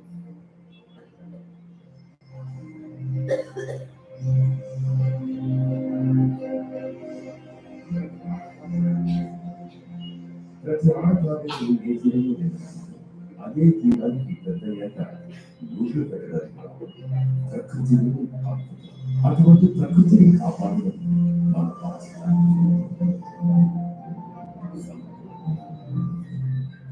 సముద్ర జీవజాలాన్ని సంరక్షించడం కోసం గత దశాబ్ద కాలంగా ఆంధ్రప్రదేశ్ ప్రభుత్వం ప్రజలను చైతన్యపరచడం, సముద్ర జీవాల కోసం కృత్రిమ అచోసి నిర్మించడంలోకి చేరుకుంది. ఆయుర్వేది తాబేళ్ల కోసం ప్రభుత్వం వన్యప్రాణి సంరక్షకులను నియమించారు.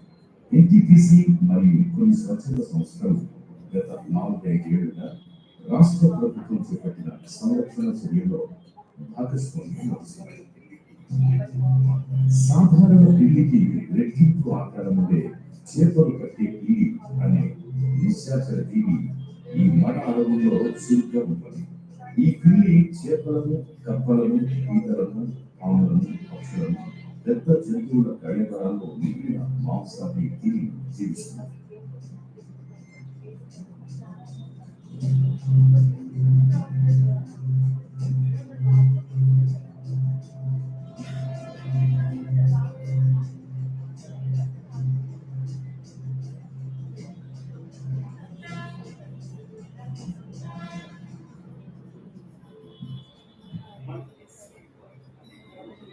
మడ్ స్కిప్పర్ అని పిలువబడే ఈ జీవులు వింతేచరాలు. ఇవి చేపలు, కప్పల మధ్య వానజ జీవాలు. భూమికి, నీటికి అనుగుణంగా జీవన శైలిని మార్చుకుని ఇవి జీవిస్తాయి. ఇవి మాంసాహారం, ముందు వెనకలకు జరిగే విడిగుడ్లను కలిగి ఉంటాయి. మడ అడవులో నేల మీద, చెట్ల మీద, వేర్ల మీద ఇవి సంచరిస్తాయి. ఈదురుగాలులకు, కెరటాలకు సహజ అవరోధాలుగా ఉండడం ఈ మడ అడవుల వ్యవస్థ మానవానికి వచ్చే గొప్ప సేవలలో ఈ మడ అడవులు తుఫానుల తీవ్రతను తగ్గించి తీర ప్రాంతాల్లో జననష్టం, ఆస్తి నష్టం కలగకుండా సంరక్షిస్తాయి. పొడవైన తీర ప్రాంతం కలిగి ఉన్నందున ఆంధ్రప్రదేశ్ రాష్ట్రానికి తుఫానులు, వాయుగుండాలు తరచూ వస్తాయి.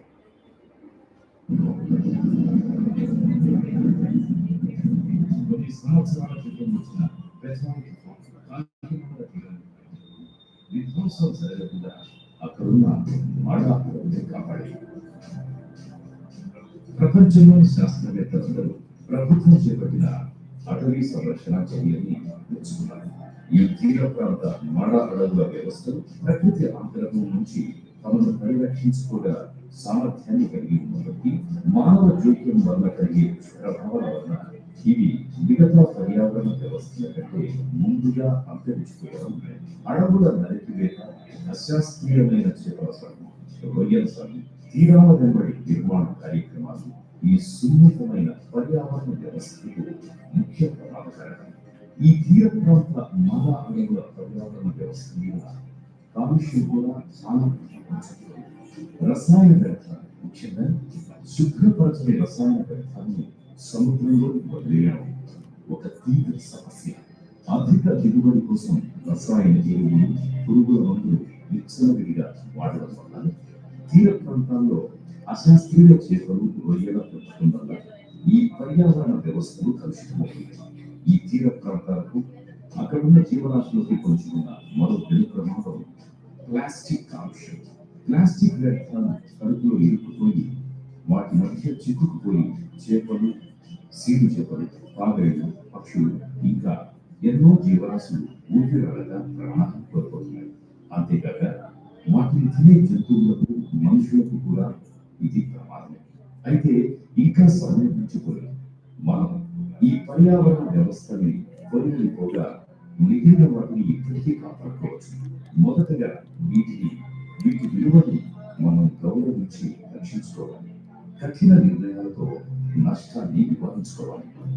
అప్పుడే ఇక్కడి జీవరాశులు భద్రతతో జీవించగలరు.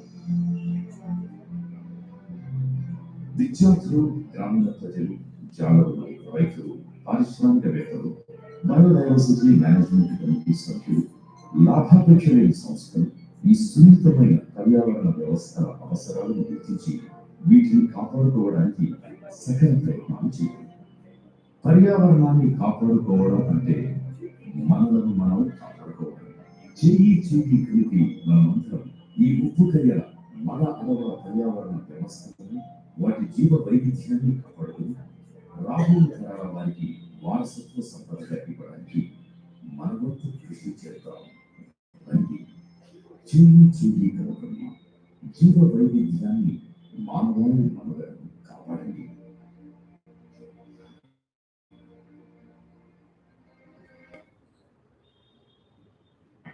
So this is just a small introduction.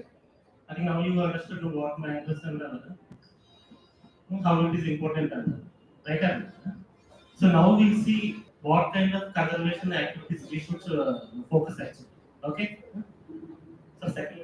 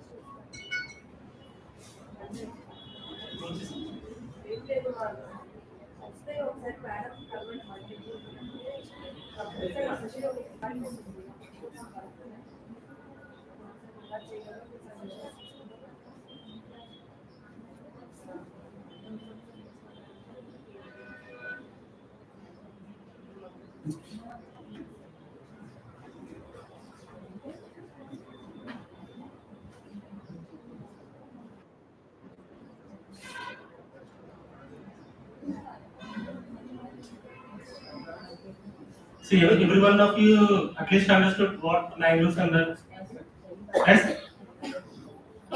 So during conservation, and if you want to do any afforestation, reforestation, nursery is the one of the key and primary factor. So what is nursery? Anybody can tell? Nursery ఏం చేస్తాం మనం? Plants regeneration చేసి afforestation కానీ reforestation చేస్తాం అంతే కదా? So that is a general phenomenon. So do you think these nurseries are useful for only regeneration point of view?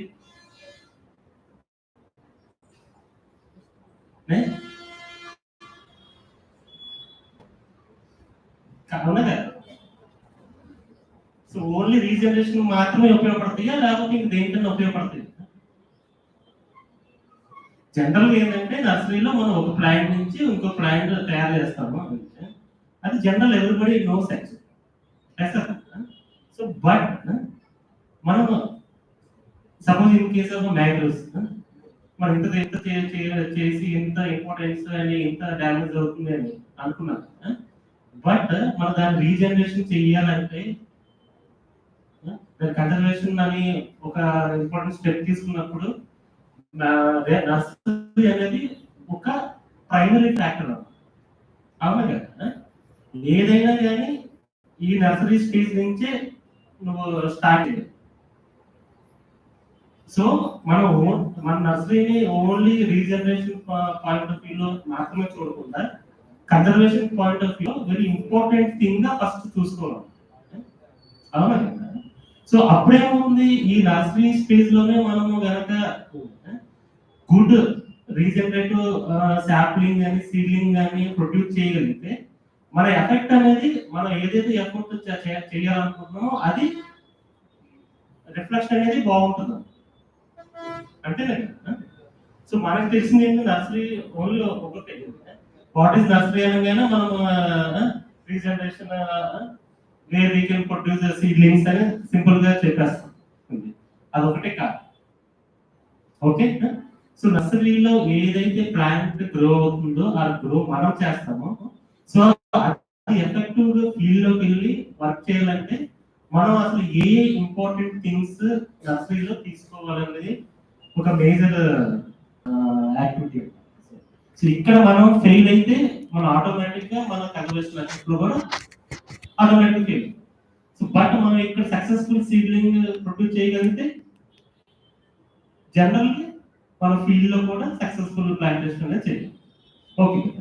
So మనం అసలు నర్సరీ అంటే ఏంటి, నర్సరీ ఎలా డెవలప్ చేయాలి, నర్సరీకి కావాల్సిన థింగ్స్ ఏంటి, మినిమం రిక్వైర్మెంట్స్ ఏంటి, ఒక హెల్దీ అండ్ గుడ్ శాంప్లింగ్ కానీ సీలింగ్ కానీ ప్రొడ్యూస్ చేయాలంటే అసలు మనకి ఏం కావాలి అనేది చూసుకుంటే నాట్ ఓన్లీ మ్యాంగోస్ అన్నమాట, it is applicable to all species general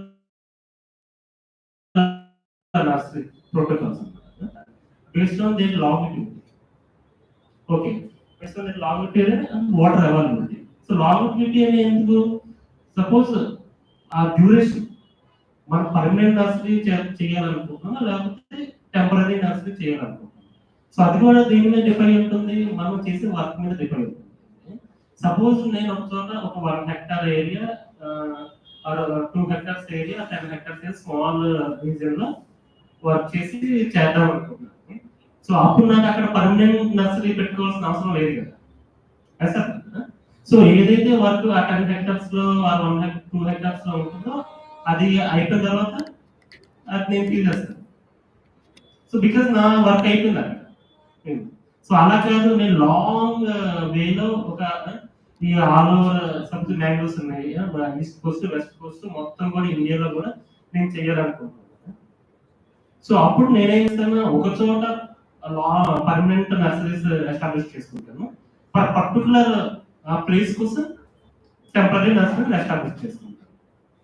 so ఏదైతే ఇక్కడ పర్మనెంట్ గా నర్సరీ ఉంటుందో అక్కడ 6 సాప్లింగ్స్ ప్రొడ్యూస్ చేసి టెంపరీ నర్సరీకి తీసుకెళ్తాము. సో అక్కడ మళ్ళీ ఏదైతే లోకల్ పారామీటర్స్ కి మనం అకామిడేట్ చేయాలో అది చేసి ప్లాంటేషన్ అనేది చేస్తాం. ఓకే. సో ఇంకోటి ఏంటి, water availability. So water availability మీద నర్సరీస్ అనేసి dry nurseries, wet nurseries. Dry nurseries ఎక్కడైతే మనకి వాటర్ అడెక్వేట్ గా ఉండదో సో అక్కడ మనం ఈ డ్రై నర్సరీస్ అనేది పెట్టుకోవచ్చు. ఇంకోటి ఏంటి, వెట్ నర్సరీ, ఎక్కడ వాటర్ అవైలబిలిటీ అనేది ఎక్కువగా ఉంటుందో సో అక్కడ వెట్ నర్సరీస్ అనేది పెట్టుకోవచ్చు. రిక్వైర్మెంట్ ఏంటి అసలు ఈ నర్సరీ కావాలంటే మనకు కావాల్సిన requirements whether it is permanent కానీ, వెదర్ ఇట్ ఈస్ టెంపరీ కానీ, లేకపోతే డ్రై కానీ, వెట్ కానీ. సో మనకు కావాల్సింది ఏంటి, ప్రొడక్షన్ ఫెన్స్ అనేది ఉండాలి. అవును కదా, లేకపోతే ఎవరు పడితే వాళ్ళు వచ్చేస్తే, లేకపోతే ఏ ఆర్గనైజేషన్ కానీ కౌస్ కానీ వచ్చేస్తే ఆ డ్యామేజ్ చేసి వెళ్ళిపోతాం. అవును కదా, లేకపోతే కంటిన్యూస్ సన్లైట్ అనేది పడుతూ ఉంటుంది. సో సో దాని నుంచి కూడా మనకి షేడ్ అనేది కావాలి. So building, office, store add అనేది, అలానే హార్డింగ్ చాంబర్స్, మిస్ట్ చాంబర్స్ మీద ఎక్స్ప్లెయిన్ చేస్తాను అసలు. అలానే మనకి గ్రీన్ హౌస్, ఇవన్నీ కూడా ఇన్స్పెక్షన్ పార్క్ ఉండాలి. సో ఇవన్నీ కూడా బేసిక్ పారామీటర్స్ అండి ఒక నర్సరీ కావాలండి. సో మనం నర్సరీ పెట్టాలనుకుంటున్నాము, నాకు సైట్ అనేది కావాలి. సో సైట్ అనేది ఎలా ఉండాలి, మనకి ఆల్వేస్ ఫ్లాట్ గానే ఉండాలి. అక్కడ బోర్డర్స్ కానీ, లేకపోతే లీవ్స్ కానీ, లేకపోతే రాక్స్ కానీ ఏవి కూడా ఉండకూడదు. ఎందుకంటే మన స్పేస్ తగ్గిస్తే అలానే మనకి ఏదైతే వర్క్ ఉందో స్మూత్ ఫంక్షన్ అనేది ఉంటుంది. So it should be flat surface. అవునా కదా.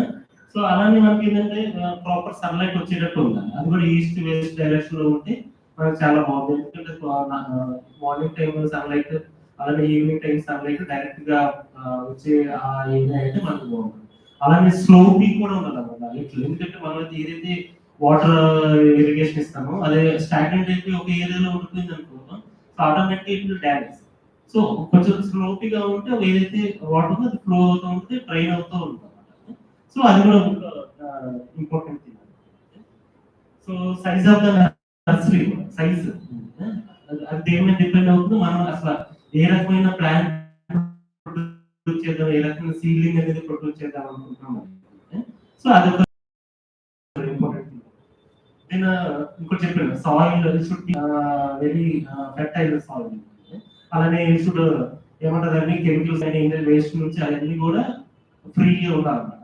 అలానే పీచ్ కూడా న్యూట్రల్ పీచ్ ఉంటే మనకు బాగుంటుంది. ఫర్దర్ గా మన ప్లాంట్స్ అనేది ఎఫెక్ట్ అవ్వకుండా ఉంటాయి.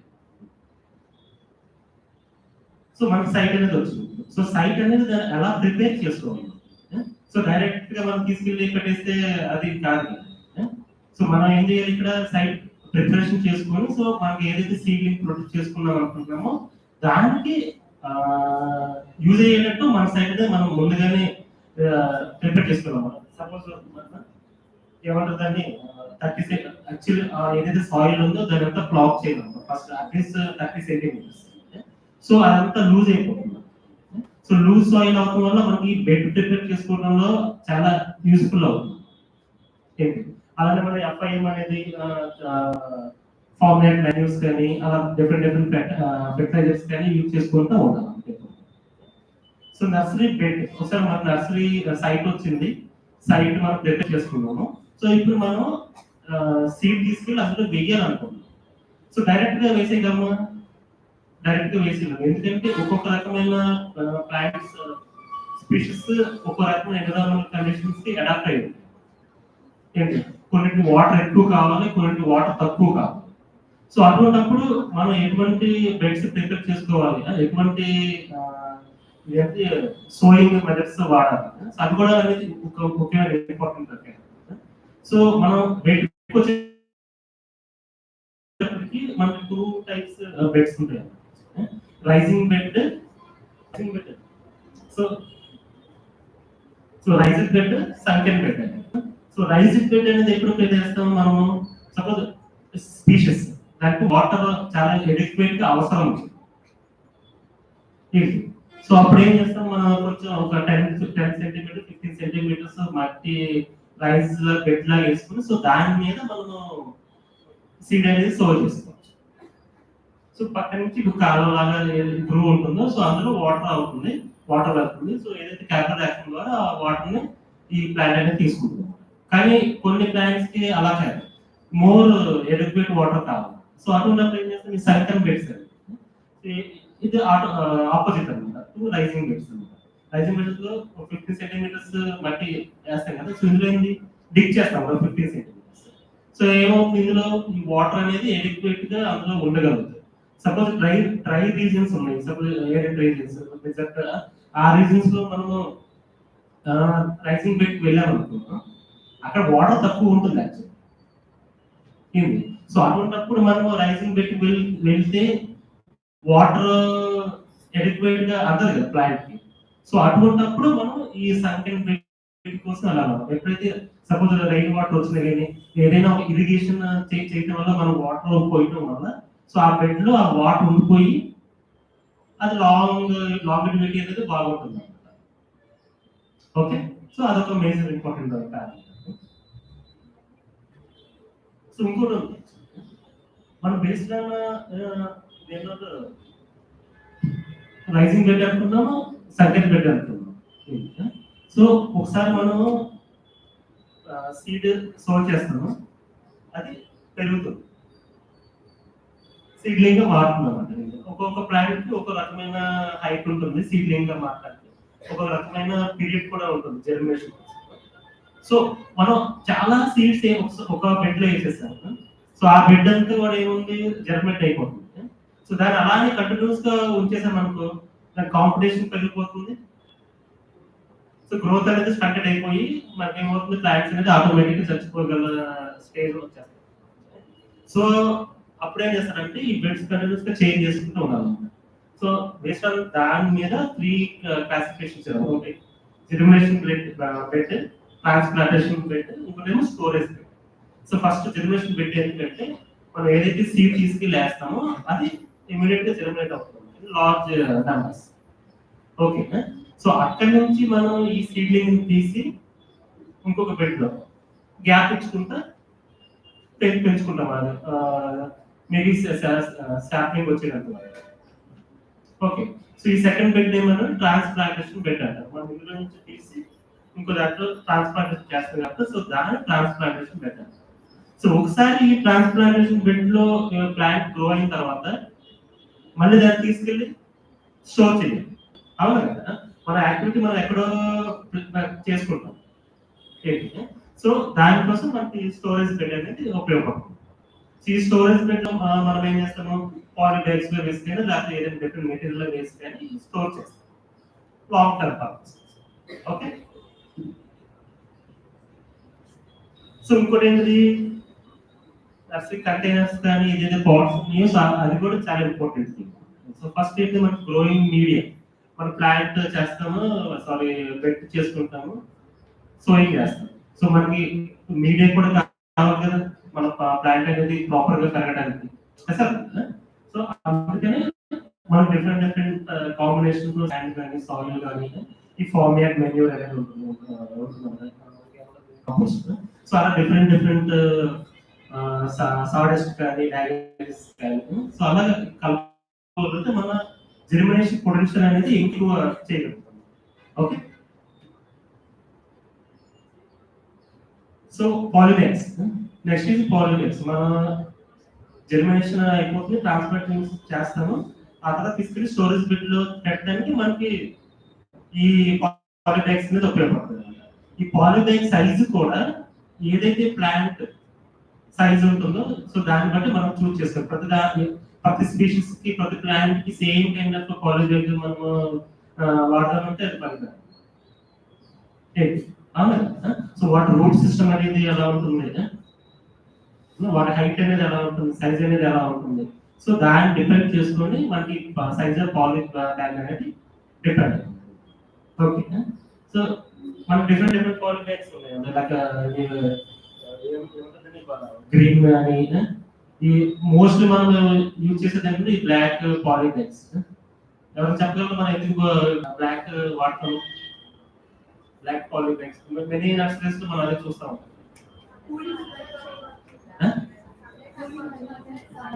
సన్లైట్ ఏదైతే రేడియేషన్ యాక్చువల్ బ్లాక్ కావాలో మనకు తెలుసు కదా, అబ్జర్వ్ చేసుకుంటే దాని రిఫ్లెక్ట్ కాకుండా కూడా ఉంటుంది. సో ఏదైతే మన ప్లాంట్ ప్రొడ్యూస్ చేస్తుందో హీట్ అంటారు, సో దాన్ని అలాగే క్యాప్చర్ చేసి ఉంటున్నాం. సో అందుకని మేజర్గా మనం బ్లాక్, అది కూడా ఇంకొక రీజన్ అంటే ఇంకో చీప్ కూడా యాక్చువల్లీ ఈ మెటీరియల్ అనేది. సో అదొక అడ్వాంటేజ్. సో ఇంకోటి రూట్ ట్రైనర్స్.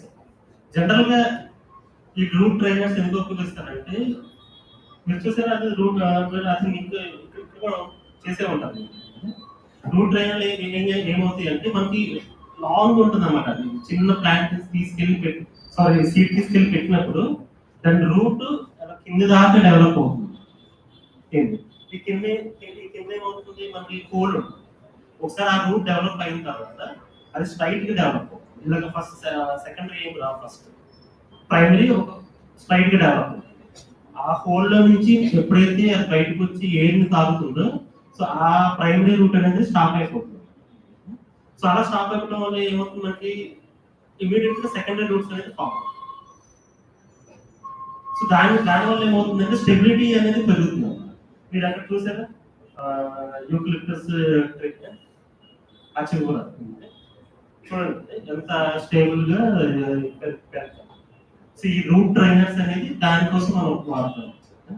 సో రూట్ ని ప్రాపర్ గా షేప్ లో తీసుకొచ్చి దాని స్టేబుల్ పెంచడానికి ఈ రూట్ ట్రైనర్స్ అనేది మనం వాడతాం. సో ఇప్పుడు యాక్చువల్లీ ఏంటంటే అందరూ గ్రీన్ అని ఎవ్రీథింగ్ అని ఇవన్నీ వాడకూడదు అని, సో డిఫరెంట్ కాన్సెప్ట్ వాడింది. డిఫరెంట్ మెటీరియల్స్ లైక్ లీఫ్ తో చేసి ఈవెన్ టాంక్ తో చేసినవి, సో అవన్నీ కూడా ఈవెన్ బ్యాంబూ స్ట్రక్చర్స్ చేసి కూడా అవన్నీ రీప్లేస్మెంట్ పర్పస్ గా వాడతారు అంట యాక్చువల్లీ. ఓకే, మనం ఇప్పుడు బెడ్ ప్రిపేర్ చేసుకున్నాం, మన దగ్గర ఈ సామాన్లు అన్నీ ఉన్నాయి. సో ఒక బెడ్ లో మనం ఎంత అమౌంట్ ఆఫ్ సీడ్స్ వేయాలి అనేది మనకు ఎలా తెలుస్తుంది? సో ఒక బెడ్ ఉంది, ఒక 10 మీటర్స్ 1.2 మీటర్స్ ఒక బెడ్ నేను క్రియేట్ చేస్తున్నాను. దేనికోసం? సీడ్ డైరెక్ట్ గా సోయింగ్ చేసి జెర్మినేషన్ బెడ్ అనేది నేను చేసుకున్నాను అన్నమాట. సో నేను అందులో ఒక 3-4 స్పీషీస్ సీడ్స్ వేయాలనుకుంటున్నాను. సో నాకు ఒక్కొక్క సీడ్ ఎంత అమౌంట్ లో కావాలనేది ఫస్ట్ తెలియాలి. లేకపోతే డైరెక్ట్ గా ఎంత పడితే అంత తీసేసినందుకు దాని సక్సెస్ రేట్ అనేది చాలా తక్కువ ఉంటుంది. So based on this formula, so ఇందులో ఏమవుతుందంటే సీడ్ వెయిట్, బెడ్ సైజ్, మనం ఎంత స్పేసింగ్ అయితే ఇవ్వాలనుకుంటున్నామో అది, అలానే percentage of different species. So ఇవన్నీ క్యాలిక్యులేట్ చేసి మనకి ఒక్కొక్క రకమైన సీడ్ ఇంత పర్సంటేజ్ లో అవసరం అవుతుంది అని మనం చెప్పచ్చు. ఓకే, ఒక రకమైన సీడ్స్ మనకి సపోజ్ యూకలిప్టస్ ఉంది, లేకపోతే ఏమంటారు నీమ్ సీడ్ ఉంటుంది. So eucalyptus seed and neem seed మనకి different size and different weight లో ఉంటాయి, అవును కదా. సో అదే స్పేసింగ్ కూడా దానికి డిఫరెంట్ కావాలి. సో అందుకు మనం ఏం చేయాలి, మనకి ఇంత బెడ్ ఉంది, మనం అందులో ఇంత వేయాలనుకుంటున్నాం కాబట్టి, సో ఎగ్జాక్ట్ గా ఎంత అమౌంట్ ఆఫ్ సీడ్ కావాలనేది మనం ఈ ఫార్ములా ఉపయోగించి చెప్పాలి ఈజీగా. Size of the bed. Okay,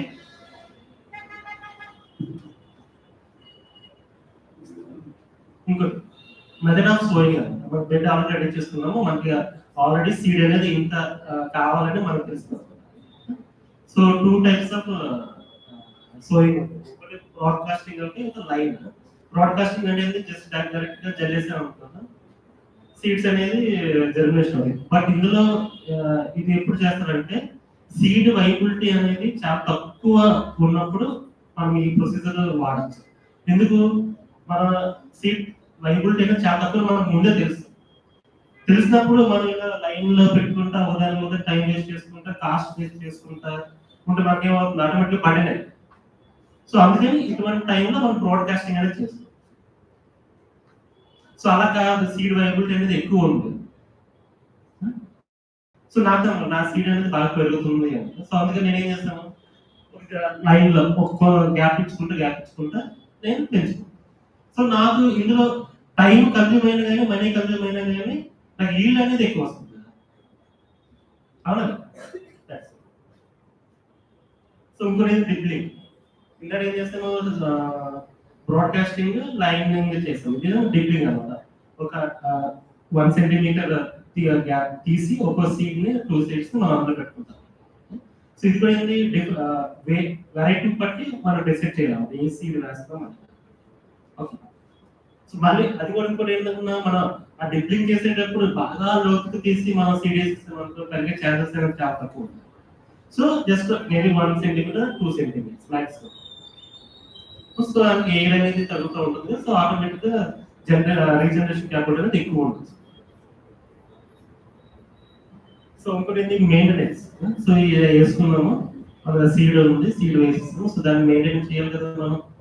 so ఇందులో ఏంటంటే ఒకటి వీడింగ్, ఏదైతే వీడ్స్ ఉంటాయో మన నర్సరీ సరౌండింగ్స్ బెడ్ సరౌండింగ్స్ అయితే మనం కంటిన్యూస్ గా తీసేసుకుంటూ ఉంటాం. లేకపోతే ఏమవుతుంది, కాంపిటీషన్ ఇంటర్ కాంపిటీషన్ వచ్చేసి అవి గ్రో అయిపోతుంది. మనకు కావాల్సిన ఎండ్ ప్రోడక్ట్ కావాలి. ఇంకోటి షేడింగ్, కంటిన్యూస్ షేడింగ్ కావాలి. కంటిన్యూస్ గా సన్లైట్ పడినా కానీ న్యూ జర్మినేటెడ్, అది కూడా అవుట్ సైడ్ నేచురల్ కండిషన్స్ మనం పెంచుతున్నాం కాబట్టి సో మనం కంటిన్యూస్ సన్లైట్ పడినా కానీ ప్రాబ్లం. ఇంకోటి ఏంటి, హార్డనింగ్. హార్డనింగ్ అంటే ఆఫ్ చెప్తున్నాం.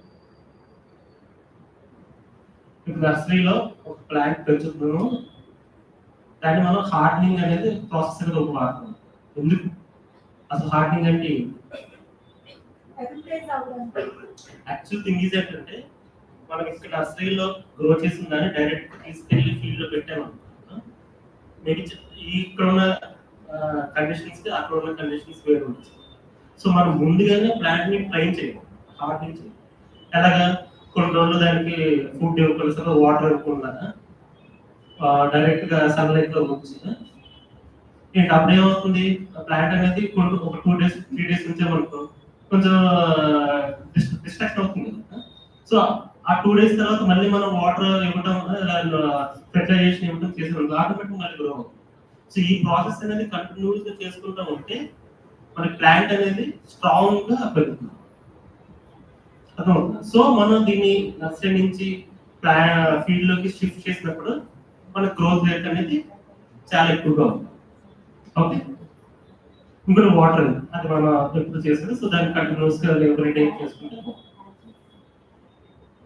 ఇంకోటి ఏంటి, నేను చెప్తాను, germination bed, transplant bed and storage bed. ఈ బెడ్ నుంచి మనం తీసేటప్పుడు ఎలా పడితే అలా తీసాను అనుకో, ఆ రూట్స్ దిగిపోతాయి. అవునా? సో కంటిన్యూస్ ప్రికింగ్ ప్రాసెస్ కూడా చాలా కేర్ఫుల్ గా చేయాలి. ప్లాంట్ ని హ్యాండిల్ చేసేటప్పుడు కూడా చాలా కేర్ఫుల్ గా హ్యాండిల్ చేయాలి. అవునా? సో ఒక చోట నుంచి ఒక చోట ట్రాన్స్ప్లాంటేషన్ చేసేటప్పుడు ఇవి మేజర్ థింగ్స్. సో ఇంకోటి, ఈ ప్రికింగ్ అవుట్ మనకి ఎప్పుడు ఉపయోగపడుతుంది అంటే జర్మినేషన్ బెడ్ కి, ట్రాన్స్ప్లాంటేషన్ బెడ్ కి ఉపయోగపడుతుంది. ఇంకోటి shifting plants and root pruning, మనం తీసుకెళ్లి స్టోరేజ్ బెడ్ లో పెడతాం. ప్లాంట్ ఏమవుతుంది, ఆటోమేటిక్ గ్రో అయిపోతూ ఉంటుంది కదా. సో వేర్లు కూడా దాని రూట్స్ కూడా గ్రో అయిపోతూ ఉంటాయి. సో ఆటోమేటిక్ ఏమవుతుంది, మనం హోల్స్ ఇస్తాం కాబట్టి ఆ పాలిక్ బ్రేక్ అందులో నుంచి బయటకు వచ్చేసి నార్మల్ సాయిల్ ఏదైతే ఉందో సో దానికి కూడా పాకిపోతుంది ఆబ్వియస్లీ. సో అలా జరుపుకున్నాం కంటిన్యూస్ గా మనం దాన్ని షిఫ్టింగ్ చేసుకుంటూ ఉండాలి. ఏదైతే రూట్స్ ఆల్రెడీ సాయిల్ ఎస్టాబ్లిష్ అయిపోయి ఉంటాయో సో దాన్ని కూడా మనం కంటిన్యూస్ గా ప్రూనింగ్ చేసుకుంటూ ఉండాలి. అది ఎలా పడితే అలా ప్రూనింగ్ చేయకుండా ఉన్న షార్ప్ నైఫ్ తో చేసుకోగలిగితే మనకి అడ్వాంటేజ్ అనేది బాగుంది. ఎందుకంటే రూట్ అనేది డ్యామేజ్ కాకుండా ఉంటుంది. ఓకే. ఇంకోటి ఏంటిది, జనరల్ గా మనకి వచ్చేది డిసీజెస్, పెస్ట్స్ ఇవన్నీ వస్తాయి. సో బట్ మనం ఏం చేస్తాం, డైరెక్ట్ గా కెమికల్స్ అవన్నీ వాడతాం. కానీ మనకి ఫస్ట్ ఇక్కడ తెలియాల్సింది ఏంటంటే, అసలు మనకి గుడ్ బగ్ అనేది బ్యాడ్ బగ్ అనేది అసలు మనకి ఆ ఇన్సెక్ట్ అనేది ఉపయోగపడుతుందా లేదా అనేది తెలుసుకోవాలి. మన నర్సరీలో లేకపోతే ఫీల్డ్ లో ఇన్సెక్ట్స్ వచ్చేసి ఏదో ఇన్సెక్ట్ ఇది వాళ్ళంతా పాట్ చేసేస్తుంది అని జనరల్ అనుకుంటాం. సో మనకి అసలు ఆ వచ్చింది ఏంటిది, అది మనకు ఉపయోగపడుతుందో లేదా లేకపోతే ప్లాంట్ డ్యామేజ్ చేస్తుందా అని తెలుసుకున్న తర్వాత మనం ఏదైనా యాక్షన్ తీసుకుంటే కెమికల్ కానీ బయోలాజికల్ కంట్రోల్ ఏజెంట్స్ కానీ లేకపోతే కల్చరల్ ఏదైనా ప్రాక్టీసెస్ ఉంటే సో అది మనకు ఇంపార్టెంట్. సో అది లేకుండా డైరెక్ట్ గా మనం ప్రత్యామ్నాయం చేసామనుకో యూజ్ఫుల్ ఆర్గనిజమ్స్ కూడా చచ్చిపోతాయి. సో ఆటోమేటిక్ గా మనకి ఎఫెక్ట్స్ సో ఇందులో ఏం చేయాలి, ఫస్ట్ మనం అసలు డిసీజెస్ కానీ ఏం రాకుండా ఉండాలి. సో మనం దానికోసం సీడ్ అనేది ప్రాపర్ గా సెలెక్ట్ చేసుకోవాలి. ఏ సీడ్ పెడితే ఆ సీడ్, ఎక్కడ పెడితే అక్కడ సాయిల్ దొరికిన సీడ్ తీసుకొచ్చేస్తాం అనుకో, ఆల్రెడీ ఆ సీడ్ సాయిల్ లో పడిపోయి ఉంది. సో సాయిల్ బోన్ ఆర్గనిజమ్స్ ఏదైతే ఉందో అవన్నీ కూడా ఆ సీడ్ తో పాటు నర్సరీలోకి వచ్చేస్తాయి. ఓకే, సో ఆటోమేటిక్ ఏమవుతుంది, మన సీడ్ తో పాటు ఆర్గనిజమ్స్ కూడా మనం తెలుసుకున్నట్టు. సో కొన్ని సీడ్ ట్రీట్మెంట్ ఉండే సపోజ్ 3% హైడ్రోజన్ పెరాక్సైడ్ అనేది సో బిఫోర్ సోయింగ్ ఏం చేయాలంటే సో దాంట్లో ట్రీట్ చేస్తే ఏదైతే సాయిల్ బోన్ ఆర్గనిజమ్స్ ఉన్నాయో అవి చనిపోయి ఛాన్స్ ఉంది. సో ఫర్దర్గా ఎఫెక్ట్ అవ్వకుండా అండ్ ఓవర్ వాటరింగ్ చేయకుండా ఓవర్ హార్టింగ్ కూడా చేయకుండా ఉంటే మనకి ఇంకా ఈ డిసీజ్ అనేది రాకుండా. సో రాకుండా ఉంటాయని చూసాం. There are some cultural practices general గా మనకి నర్సరీస్ ఏదైతే చేస్తారో అందులో సేమ్ బెడ్ ని మనం సేమ్ స్పీషీస్ కోసం కంటిన్యూస్ గా వాడుతుందా ఉంటాం. ఒక బెడ్ లో యూకలిప్టస్ వేసాం ఈ సంవత్సరం, సో నెక్స్ట్ సంవత్సరం కూడా అదే సేమ్ యూకలిప్టస్ వేసాం అనుకో, ఏదైతే ఆల్రెడీ న్యూట్రియన్స్ ఇవన్నీ ఉన్నాయో ఆల్రెడీ తీసేసుకోవాలి. సో నెక్స్ట్ బ్యాచ్ ఏమవుతుంది, దీన్ని ప్రొడక్టివిటీ అనేది ఆటోమేటిక్ గా తగ్గిపోతుంది. సో అప్పుడే జరుగుతుంది, ఆటోమేటిక్ గా అవుట్ సైడ్ ఏదైతే ఇన్సెక్ట్స్ కానీ పెట్స్ కానీ ఈజీగా అటాక్ అయిపోవాలి కదా, క్యాపబిలిటీ ఉంటుంది.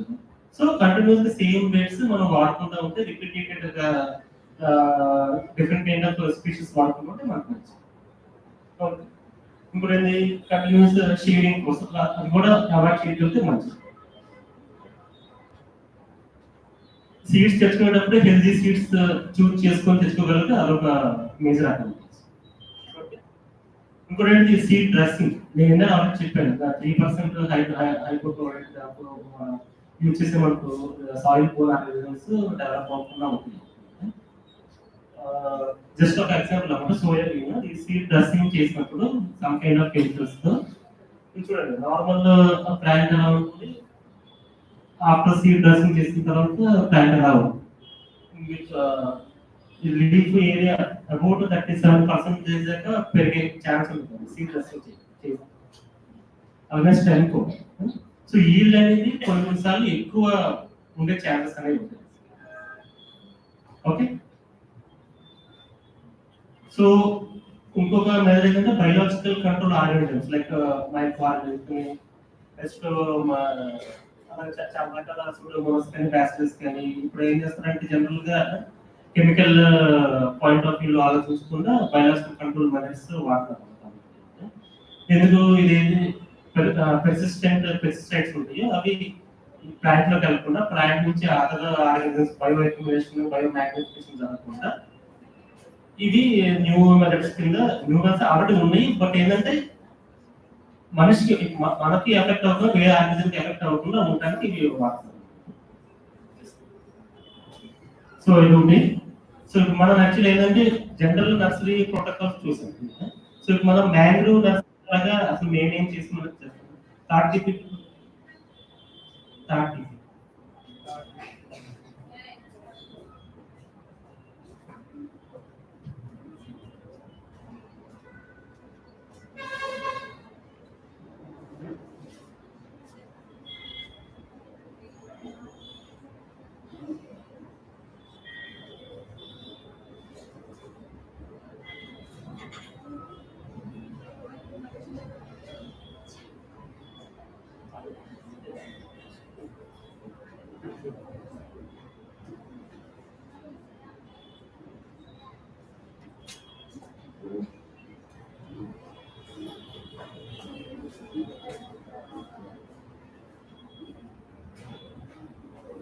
సో ఒక చిన్న క్వశ్చన్ అన్నమాట.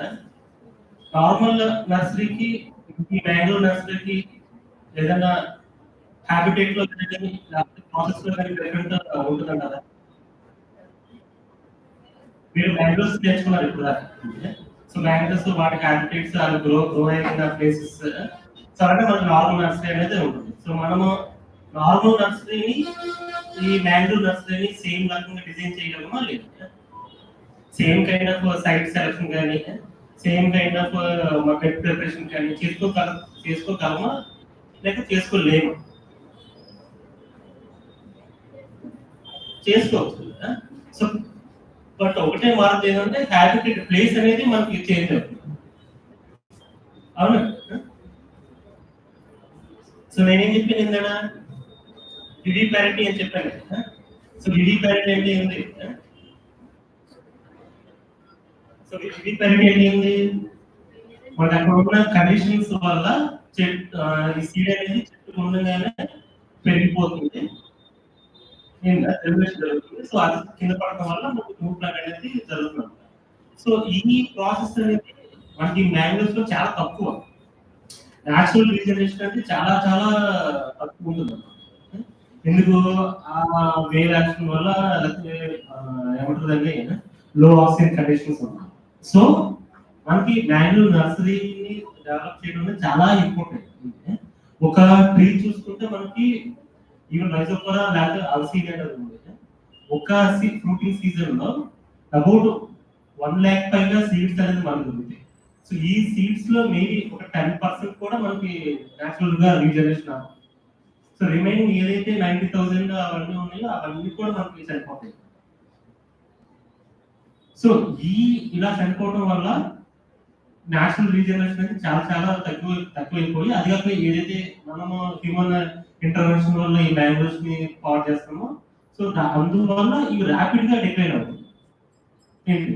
సో ఇక్కడ మ్యాంగ్రోవ్ నర్సరీ అనేది చాలా చాలా ఇంపార్టెంట్ అన్నమాట. సో నేను ఇందాక చెప్పిన ఆల్రెడీ అక్కడ సైట్ చూసుకోవాలని. సో ఇక్కడ కూడా సైట్ ప్రిపరేషన్ అనేది చాలా మేజర్ ఇంపార్టెంట్. సో ఈ మ్యాంగ్రోవ్స్ కి అనువైన ప్లేస్ ఇది డెల్టా ఏరియాస్ లేకపోతే ఎస్టరైన్ ఏరియాస్ ఎక్కడైతే లో సెల్లైన్ జోన్స్ ఉంటాయో సో ఆ ఏరియాస్ అన్ని కూడా చాలా సూటబుల్ ఏరియాస్. సో మనం చూస్ చేసుకున్నప్పుడే అటువంటి ఏరియాను చూస్ చేసుకోవాలి. అవునా? అలా కాకుండా మనం ఎక్కడో వేరే రీజన్ లో మనం ప్లాంటేషన్ చేసేది ఎక్కడ కోస్టల్ రీజన్ లో ప్లాంటేషన్ చేస్తాం. ఫ్రమ్ ద కోస్ట్ మనము ఈ నర్సరీ పెట్టామనుకో అది సక్సెస్ఫుల్ అవుతుందా? అవ్వదు. ఎందుకంటే పారామీటర్స్ పారామీటర్స్ అన్ని డిఫరెంట్ గా ఉంటాయి. అక్కడ సన్నిటీ మనం ప్రొవైడ్ చేయలేము. అక్కడ ఉన్న ఎన్విరాన్మెంటల్ కండిషన్స్ సాయిల్ కండిషన్స్ మనం ప్రొవైడ్ చేయలేము. సో మీకు వాటర్ కూడా మీరు చూసే ఉంటారు బీచ్కి వెళ్ళినప్పుడు ఒకసారి వాటర్ ఎక్కువ వస్తుంది, ఒకసారి వాటర్ లోపలికి వెళ్తా ఉంటుంది. సో ఈ ఫినామినా కూడా మనం ఈ ప్లాంట్స్ కి ముందుగానే అకామిడేట్ చేయాలి. సో సైట్ అనేది చాలా చాలా ఇంపార్టెంట్ థింగ్. ఒక సెలెక్షన్ ఆఫ్ స్పీషీస్ అనేది మేజర్. మన ఇండియాలో ప్రజెంట్ ఒక 23-24 మ్యాంగ్రోవ్ స్పీషీస్ ఉన్నాయి. సో అవి ఎక్కడి నుంచి మనం కలెక్ట్ చేయగలము అనేది కూడా మేజర్ థింగ్ అన్నమాట. కృష్ణా గోదావరి మన ఆంధ్రప్రదేశ్ లో కృష్ణా గోదావరి అనేది 2 మేజర్ ఏరియాస్. సో అక్కడి నుంచి మనం ఈ సీడ్ అనేది కలెక్ట్ చేసుకోవచ్చు, ప్రొక్యూర్ చేసుకోవచ్చు. Okay, just I want to show you that how this seed will look.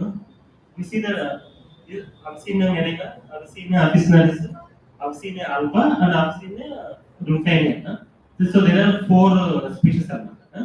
So each species కూడా మనం సేమ్ కైండ్ ఆఫ్ ట్రీట్మెంట్ కానీ సేమ్ కైండ్ ఆఫ్ ఏమంటారు సైట్ సెలక్షన్ కానీ చేసుకోకూడదు. సో స్పీషీస్ ని బట్టి మనం సైట్ సెలక్షన్ అనేది సో వాటి అప్రోచ్ సెలక్షన్ చూస్ చేసుకోవాలి. బట్ సో ఇది ఒకటి రైజోఫోరా వాటి సైజ్ వేరు ఉంటుంది, షేప్ అనేది వేరు ఉంటుంది. సో మనం చూస్ చేసినప్పుడే అసలు మనం ఏ ప్లాంట్ చేయాలనుకుంటున్నాము, ఏ స్పీషీస్ చేయాలనుకున్నాం అనేది నేను ఎందుకంటే సెలనిటీ ఇక్కడ major factor. Towards sea high saline ఉంటుంది. సో రైజోపోరా అక్కడ పెరగచ్చు.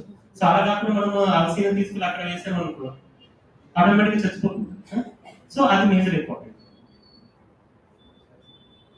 సో కలెక్షన్ ఆఫ్ సీడ్ అనేది ఎప్పుడు కలెక్ట్ చేయాలి? మనకి మేజర్ మ్యాంగ్రోవ్స్ మనకి సెప్టెంబర్ నుంచి డిసెంబర్ నెలలో ఫ్రూటింగ్ అనేది జరుగుతుంది మేజర్. బట్ రైజోపోరా సెరియోప్స్ కొన్ని ఉన్నాయి కదా, బ్రొగేరియా లాంటివి, అవి త్రూ అవుట్ ద సీజన్. అది కూడా ఏంటిది, ఆ ప్లాంట్ ఎప్పుడైతే ఎస్టాబ్లిష్ అయిందో దాని నుంచి మనం చూసుకోవాలి. కొన్ని రైజోపోరా అపిక్యులేట్ అన్నారు కదా, కొన్ని ప్లేస్ లో మేబీ ఫిబ్రవరిలో రావచ్చు, ఇంకొక ప్లేస్ లో మేబీ డిసెంబర్ లో రావచ్చు. సో అది దేని మీద డిపెండ్ ఉంటే ఆ టైమ్ ఆఫ్ ప్లాంటింగ్ మీద డిపెండ్ అయ్యి ఉంటుంది. ఓకే, సో అది మనం చూసుకోవాలి. ఓకే, మన సీడ్ జరుగుతుంది, ఆ సీడ్ మెచ్యూరిటీ ఉందా లేదా అనేది కూడా ఒక మేజర్ ఇంపార్టెంట్ క్యారెక్టరిస్టిక్. అలా కాకుండా ఏ సీడ్ పడితే ఆ సీడ్ తెచ్చి నువ్వు పెరగమ్మా అంటే పెరగదు కదా. సో అది మెచ్యూరిటీ ఉందా లేదా చూసుకోవాలి. సో మనం ఎగ్జాంపుల్ ఇచ్చాను కదా, జస్ట్ ఓకే ఎండ్ క్రాప్ రైజోపోరా, అక్కడ చూడండి రైజోపోరా ఎక్కువ, ఇక్కడ చూడండి రెడ్ కలర్ కనిపిస్తుందా, రైజోపోరా మీకు గ్రీన్ కలర్. ఓకే, సీడ్ ఉంటుంది, దాని నుంచి ప్రాపర్ రాడికల్ అనేది వస్తుంది కదా. సో అక్కడ ఆ రెడ్ కలర్ వచ్చినప్పుడు మనకి ఐడెంటిఫికేషన్ క్యారెక్టరిస్టిక్ కనబడుతుంది. ఓకే, ఇది జనరేషన్ స్టేజ్ లో ఉంది, అది మెచ్యూర్ సీడ్. సో ఈ సీడ్ మనం సెలెక్ట్ చేసుకోగలిగితే మనకి జనరేషన్ అయితే ఎక్కువ. సో అలా ఐడెంటిఫికేషన్.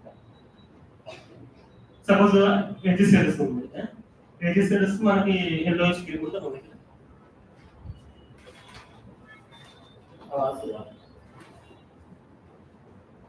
ఎల్లోయిష్ గ్రీన్ గా వస్తే సో అది మనం మెచ్యూరిటీ కింద చూస్తుంది వాళ్ళ స్టూడెంట్స్.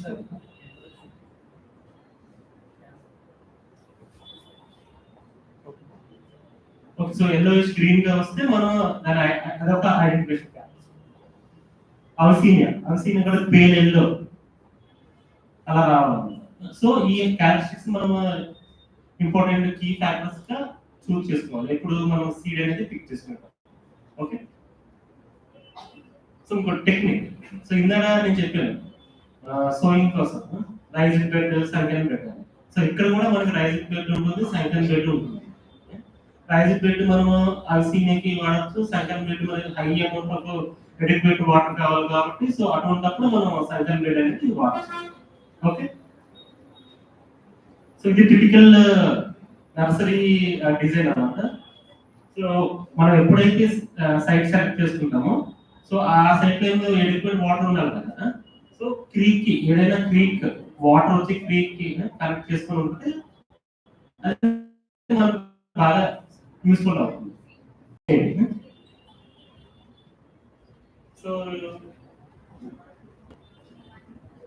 చూసారా ఇందాక సంకెన్ బెడ్ రైజోపోరా మనం వాటర్ ఎడిక్వేట్ గా వస్తే అది మనకి ఆటోమేటిక్ ప్లాంట్ అనేది జర్మినేషన్ రేట్ అనేది ఎక్కువగా ఉంటుంది. ఓకే, సో కొన్ని సీడ్స్ ఏమవుతాయి అంటే సపోజ్ అవసీనే ఉంది, సో దాన్ని డైరెక్ట్ గా ఫీల్డింగ్స్ తీసుకొచ్చి డైరెక్ట్ గా ప్లాంటేషన్ చేయకూడదు. సో దానికి ఏమవుతుంది, ఓవర్ నైట్ కోట్ అనేది ఉంటుంది. సో దాన్ని మనం ఒక ఓవర్ నైట్ 24 hours వాటర్ లో కనుక సోక్ చేయగలిగితే దాన్ని కోట్ అయితే ఏదైతే ఉందో అది బ్రేక్ అవుతుంది. సో అలా బ్రేక్ అయిన దాన్ని మనం ప్లాంటేషన్ చేసామనుకో మన సక్సెస్ రేట్ అనేది ఎక్కువ ఉంటుంది.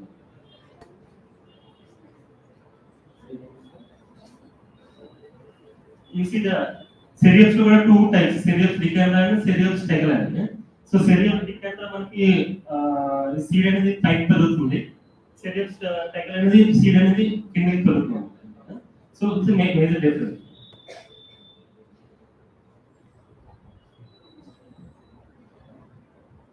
సో జర్మినేషన్ పీరియడ్ ఒక్కొక్క స్పీషియస్ కి ఒక రకమైన జర్మినేషన్ పీరియడ్. సో అండ్ నేను చెప్పిన రైజోపోరా చాలా హార్డ్ ఎన్విరాన్మెంట్ కండిషన్ లో పెరుగుతుంది కాబట్టి సో యూసి జర్మినేషన్ రేట్ రైజోపోరాకి చాలా ఎక్కువ 100%. ఎందుకు, దాన్ని ఆల్రెడీ దాని జెనెటిక్ లోనే అది హార్డ్ స్పీషియస్ కాబట్టి. ఓకే, సో మనం తీసుకొచ్చి ఎంత హార్డ్ కండిషన్ లో పెంచినా కానీ దాని జర్మినేషన్ రేట్ అనేది చాలా ఎక్కువ ఉంటుంది. ఇదంతా కూడా సేమ్. ఏ ప్లాంటింగ్ మెథడ్ వాడాలి. సో అసలు మనం ఏ సీజన్ లో ఫ్రూట్ కలెక్ట్ చేయాలి, ఏ సీజన్ లో ప్లాంటేషన్ చేయాలి, ఏ సీజన్ లో మనం సీడ్ అనేది రైట్ చేయాలి, ఇది ఒక సీనియర్ ఉంది. సో ఇది మనకి ఓన్లీ సెప్టెంబర్ నుంచి డిసెంబర్ లోపు సీడ్ దొరుకుతుంది. సో అప్పుడు తీసుకొచ్చి మనము త్రూ ద ఇయర్ తెచ్చి మళ్ళీ అగైన్ మాన్సూన్ సీజన్ లో మనం ప్లాంటేషన్ చేసుకోవచ్చు. Okay, so plantation type methods general గానే మనం ఏదైనా పాలిబ్యాగ్స్ లో పెంచుతాము. సో అదొక మెథడ్, పాలిబ్యాగ్ మెథడ్. డైరెక్ట్ డ్రిప్పింగ్ చేసుకోవచ్చు, డైరెక్ట్ మనకు ప్రాపికల్ ఉంటుంది కదా. సో నేనేం చెప్పిన ప్రాపికల్ ఆల్రెడీ జర్మినేషన్ అయిపోయింది. సో దాన్ని తీసుకెళ్ళి కూడా మనం డైరెక్ట్ గా ఫీల్డ్ లో చేయాలి, ప్లాంటేషన్ చేయవచ్చు. సో అది డైరెక్ట్ డ్రిప్పింగ్. సో ఇంకోటి రైజ్డ్ బెడ్, ఇది ట్రెంచ్. సో మనం ట్రెంచెస్ లాగా వేసి, సో ఏదైతే వాటర్ ఎడ్యుకేట్ కావాలనుకుంటున్నామో సో ఆ స్పెషల్స్ మనం ఇది వాడచ్చు. ఇదేంటి ఫిష్ బోన్ మెథడ్. మనం ప్లాంటేషన్ చేసేటప్పుడు సపోజ్ ఇప్పుడు ఏమవుతుంది, ఏరియా అనేది తక్కువైపోతుంది మ్యాంగ్రోవ్స్ కోసం. సపోజ్ ఒక ఏరియాలో డ్రై ల్యాండ్ ఉంది, సముద్రానికి దగ్గరలో ల్యాండ్ అవైలబుల్ గా ఉంది, బట్ అక్కడ న్యాచురల్ రీజనరేషన్ జరగట్లేదు. ఎందుకు? మేబీ సెడిమెంటేషన్ ఎక్కువైపోయింది. సో వాటర్ అనేది ఎడిక్వేట్ గా రావట్లేదు ఆ ఏరియా. సో అక్కడ ఏమవుతుంది, ఆటోమేటిక్ గా సాయిల్ సాల్ట్ కంటెంట్ అనేది ఎక్కువైపోతుంది. అవునా? అలానే salt fertility of the land వచ్చేసి తక్కువైపోతుంది. సో అటువంటిప్పుడు మనం డైరెక్ట్ తీసుకెళ్లి ప్లాంట్ చేసినా కానీ దాని సర్వైబిలిటీ రేట్ అనేది చాలా తక్కువ ఉంటుంది. సో అప్పుడు మనం ఏం చేయాలి, ముందుగానే ఆ ల్యాండ్ ని ప్రొటెక్ట్ చేయాలి. అలాగే అందులో ఉన్న సాల్ట్ కంటెంట్ కూడా తీసేయాలి ఫస్ట్. ఏంటి? సో అది ఎలా చేయొచ్చు, మనం కనుక ఏదైతే వాటర్ స్టాప్ అయిపోయిందో సో ఆ వాటర్ ని లోపలికి ఏదైతే ల్యాండ్ అవైలబుల్ ఉందో అందులోకి తీసుకురాగలిగితే సాయిల్ లో ఉన్న సాల్ట్ అనేది డైల్యూట్ అయిపోతుంది. సో అలానే కొన్ని రోజులకి ఆటోమేటిక్ గా న్యూట్రియన్స్ సర్క్యులేషన్ జరుగుతూ ఉంటుంది కాబట్టి ఫెర్టిలిటీ కూడా పెరుగుతూ ఉంటుంది. సో ఇందులో ఫిష్ బోన్ అనేది ఒక టైప్ మెథడ్ అన్నమాట. సో ఏదైతే ఈ మెయిన్ కెనాల్ సెకండరీ కెనాల్ ఉంటుందో సో ఏరియా మొత్తం కవర్ చేసుకోగలిగితే కనుక ఆ ఏరియా మొత్తం కూడా మనం ప్లాంటేషన్ కోసం రెడీ చేసుకోవచ్చు. ఓకే, ఇంకోటి ఇప్పుడు దాకా ఏం చూసాం, జనరల్ గా నార్మల్ సీడ్ అవైలబిలిటీ న్యాచురల్ గా ఉన్నదాన్ని తీసుకుని నర్సరీలో గ్రో చేసాం. అది కాకుండా మనం ప్రాపగేషన్ చేయొచ్చు. జనరల్ గా మనకి నార్మల్ టెరెస్ట్రియల్ ప్లాంట్స్ అయితే ప్రాపగేట్ చేస్తాము, ఈ మ్యాంగ్రోవ్స్ కూడా ప్రాపగేట్ చేసుకోవచ్చు. సో ఈ ప్రాపగేషన్ ఎందుకు చేయాలి, ప్రాపగేషన్ ఎందుకు చేయాలి అని ఎప్పుడు చేయాలి అసలు? నేను చెప్పాను ఆల్రెడీ 1 lakh సీడ్స్ వస్తే ఓన్లీ 90% 10% పెరుగుతున్నాయి. సో రిమైనింగ్ 90% అనేది పోతుంది. అది కాక మనకి ఇండియాలో వ్యాస్ట్ కోస్ట్ అని ఉందన్నమాట, అబౌట్ 11,000 స్క్వేర్ కిలోమీటర్ ఏరియా. కానీ చాలా తక్కువ పర్సంటేజ్ లో మనకి మ్యాంగ్రోవ్స్ ఉంది. సో దెర్ ఇస్ స్కోప్, అవునా కదా? సో లార్జ్ అమౌంట్ లో మనం ప్లాంటేషన్ చేయడం స్కోప్ అయితే ఉంది. సో బట్ సీడ్ అవైలబిలిటీ తక్కువ ఉంది, మనకి నేచురల్ రీజనరేషన్ తక్కువ ఉంది. సో అటువంటి టైంలో మనకి వెజిటేటివ్ ప్రాపగేషన్ అనేది ఉపయోగపడుతుంది. అవును కదా? మన సీడ్ కూడా ఎప్పుడో దొరుకుతుంది, ఆ సీనే కావాలనుకుంటే నేను డిసెంబర్ దాకా సెప్టెంబర్ దాకా వెయిట్ చేయాలి. అది కూడా ఏంటంటే ఓన్లీ ఆ పీరియడ్ లో మాత్రమే దొరుకుతుంది, రిమైనింగ్ పీరియడ్ లో మనకి దొరకదు. సో నాకు వేరే అప్పుడు కూడా కావాలనుకుంటే నేను డైరెక్ట్ గా నాకు వెజిటేటివ్ ప్రాపగేషన్ కోసం అలాగే. ఓకే, సో వెజిటేటివ్ ప్రాపగేషన్ లో మనకి నార్మల్ గా స్టెమ్ కటింగ్ ఉంటుంది, ఎయిర్ లేయరింగ్ ఉంటుంది. ఇందులో ప్రాపగేట్ కటింగ్ కూడా చేసుకోవచ్చు. ఎందుకు? ప్రాపగేట్ ఆల్రెడీ డెవలప్ అయిపోయి ఉంది కాబట్టి. ఓకే, జనరల్ గా స్టెమ్ కటింగ్ మనం ఎలా చేస్తాము అలానే ఇందులో స్టెమ్ కటింగ్ చేసుకోవచ్చు.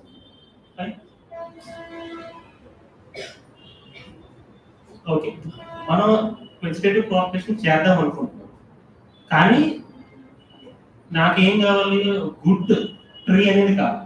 నేను ఏ ట్రీ పడితే ఆ ట్రీ నుంచి సీడ్ తీసుకొచ్చి స్టెమ్ తీసుకొచ్చి ఆల్రెడీ ఇన్ఫెక్ట్ అయిపోయిన ట్రీ నుంచి స్టెమ్ తీసుకొచ్చి అదే ప్రాపర్ తీసుకొచ్చి చేసాను అనుకో, నా ఆఫ్ స్ప్రింగ్ కూడా అలానే డ్యామేజ్ పీస్ గానే ఉంటుంది కదా. హెల్దీ మదర్ అండ్ ఫాదర్ ఉంటే హెల్దీ బేబీస్ వస్తారు. సో మనం హెల్దీ ట్రీని ఐడెంటిఫై చేయాలి ఫస్ట్, అవునా కదా. సో ఆ హెల్దీ ట్రీని ప్లస్ ట్రీ అని అంటారు. ఈవెన్ నార్మల్ టెరెస్ట్రియల్ ప్లాంట్స్ లో కూడా మనం ప్లస్ ట్రీని ఐడెంటిఫై చేయాలి. సో పర్టికులర్లీ ఈ మ్యాంగోస్ లో ఐడెంటిఫికేషన్ క్యారెక్టరిస్టిక్స్ 5 టైప్స్ ఉంటాయి. Morphological characteristics, characters based on physiognomy, then reproductive characteristics, adaptation characteristics, then commercial value. ఆ ట్రీ అనేది అసలు ఎంత హైట్ ఉంది, ఎంత డీబీహెచ్ అనేది ఉంది, ఎంత డయామీటర్ ఉంది, అసలు ఎన్ని సీడ్స్ ప్రొడ్యూస్ చేయగలుగుతారు, ఎటువంటి ఎన్విరాన్మెంట్ కోపప్ అవుతుంది. సో ఇవన్నీ కూడా చాలా ఇంపార్టెంట్ పారామీటర్స్. మనం ఇప్పుడు ఒక ప్లస్ ట్రీ సెలెక్ట్ చేసుకునేటప్పుడు అన్నమాట. ఏ ట్రీ పడితే ఆ ట్రీ చేసేసుకొని నేను చేసాను నాకు రావట్లేదు అంటే కాదు, అవునా కదా. సో ఇదొక table which indicating that what are the characteristics of a plus tree. Suppose in case of Avicennia marina, plant height it should have more than 5.64 meters. Okay. Suppose in case of Rhizophora, it can grow up to 15 meters. 15 meters height on tree మనం select చేసుకోవాలి. So అలానే different characteristics. So ఇవన్నీ కూడా మనం చూసుకొని చేస్తాం. Okay. So just ఒక example తీసుకున్నాము, రైజోఫోరా వెజిటేటివ్ ప్రాపగేషన్ ఎలా చేయాలి. మనం ఆల్రెడీ చూసాం కదా, అది ప్రాపగల్ అనేది లాంగ్ గా ఉంది. సో ప్రాపగల్ కటింగ్ ఒక మెథడ్. సో ప్రాపగల్ కటింగ్ మనకు ఒక 15 సెంటీమీటర్స్ ఉందనుకో, సో దాన్ని ఎవరి 2 కానీ 5 సెంటీమీటర్స్ కానీ కట్ చేసుకోవచ్చు. కట్ చేసుకొని జనరల్ గా ఏమవుతుందంటే ఇందులో ఫినాలిక్ కాంపౌండ్స్ అనేవి ఉంటాయి మ్యాంగ్రోవ్స్. ఇవి ఈ ఫినాలిక్ కాంపౌండ్స్ ఎందుకోసం ఉపయోగపడతాయి అంటే ప్లాంట్ గ్రోత్ కోసం ఉపయోగపడతాయి. ఈ స్టెమ్స్ లో ఉంటాయి, బార్క్ లో ఉంటాయి, అన్ని చోట్ల ఉంటాయి. సో బట్ మనం ఈ కటింగ్ చేసినప్పుడు ఈ ప్రాపర్ ఏదైతే కట్ చేస్తామో అది ఈ ఫినాలిక్ కాంపౌండ్స్ ఈ రూట్ ఫార్మేషన్ కాకుండా ఇంక్యుబేషన్ గా ఉపయోగపడతాయి ఏంటి. సో మనం ఏం చేయాలి, ఈ ఫినాలిక్ కాంపౌండ్స్ ని ఫస్ట్ రిమూవ్ చేయాలి. సో రిమూవ్ చేస్తేనే మనకి రూట్ అనేది ఫార్మ్ అవుతుంది. సో దానికోసం మనం ఏం చేయాలంటే ఒక stock solution like 20 grams of sodium carbonate, so 20 grams of sodium tungstate. So దాన్ని ప్రిపేర్ చేసుకొని ఆ సొల్యూషన్ లో ఈ కటింగ్ అయితే ఏదో చేసుకుంటామో 2 సెంటీమీటర్ 5 సెంటీమీటర్ కటింగ్ అది ఉంచి ఒక 2 minutes దాన్ని మళ్ళీ వాష్ చేసుకుంటారు కనుక ఆ ఫినాలిక్ కాంపౌండ్స్ అనేది రిమూవ్ అయిపోతుంది. సో ఇలాగా ఫినాలిక్ కాంపౌండ్స్ రిమూవ్ చేసిన కటింగ్ ప్రాపర్ కటింగ్ ఏదైతే ఉంటుందో దాన్ని మనం హార్మోనల్ ట్రీట్మెంట్ చేసుకోవాలి. ఎందుకు, హెల్దీగా ప్లాంట్ గ్రో అవడానికి, ఈజీగా ఫ్రూట్స్ రావాలి.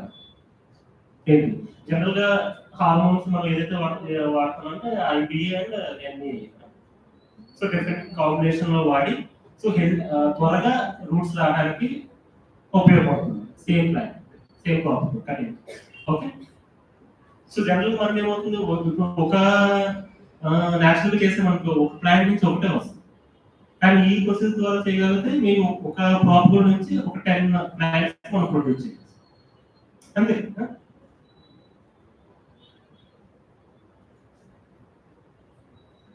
ఓకే.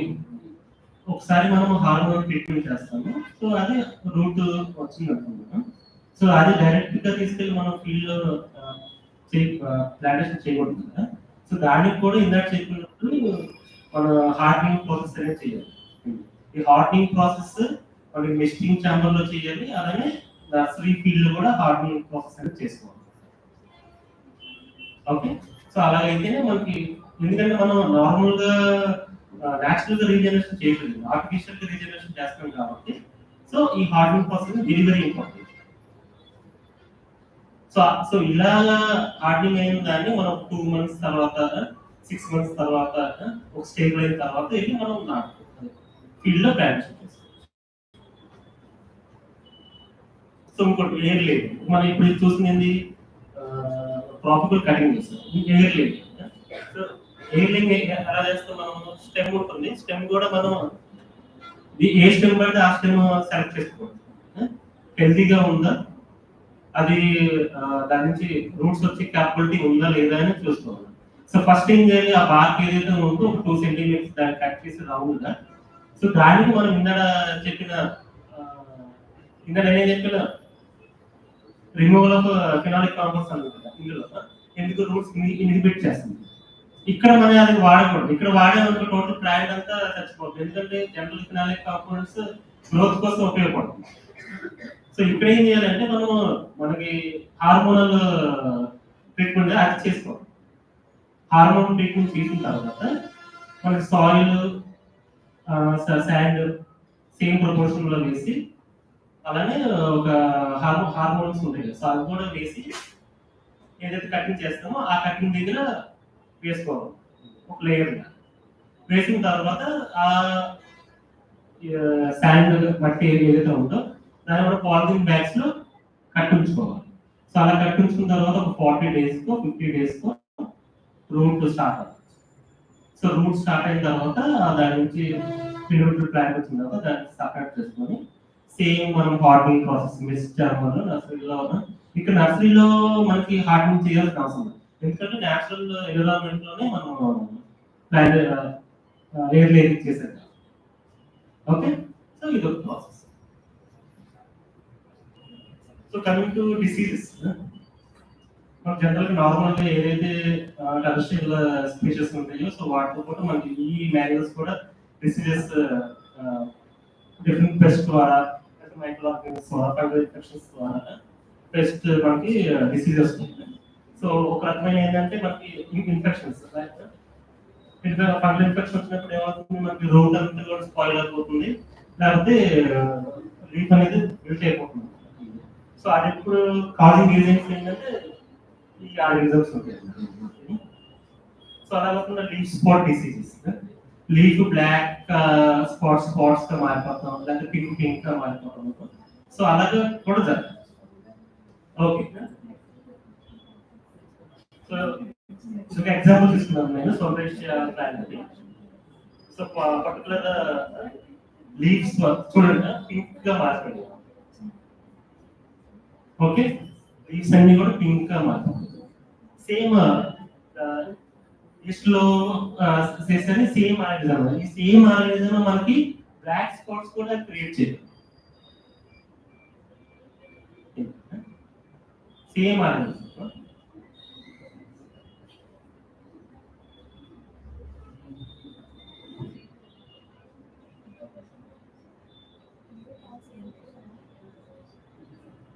సో ఇది రాకుండా మనం ఏం చేసుకుంటాం, కంటిన్యూస్ మానిటరింగ్ చేసుకుంటూ ఉండాలి. మనం ఇందాక చెప్పినట్టు గుడ్ పెస్ట్ ఏదో లేకపోతే మంచి బగ్ ఏదో మనం ఐడెంటిఫై చేసుకోవాలి. కంటిన్యూస్ గా షిఫ్టింగ్ వాటర్ రొటేషన్ అనేది చేసుకుంటూ ఉండాలి.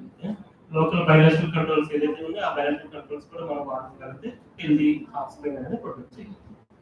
ఓకే, సో ఇది ఒకటి ఇక్కడ ఆపేస్తాను. ఇప్పుడు నెక్స్ట్ మన టైంలో లేదు కాబట్టి త్వరగా ఇంకో టాపిక్ ఉంది.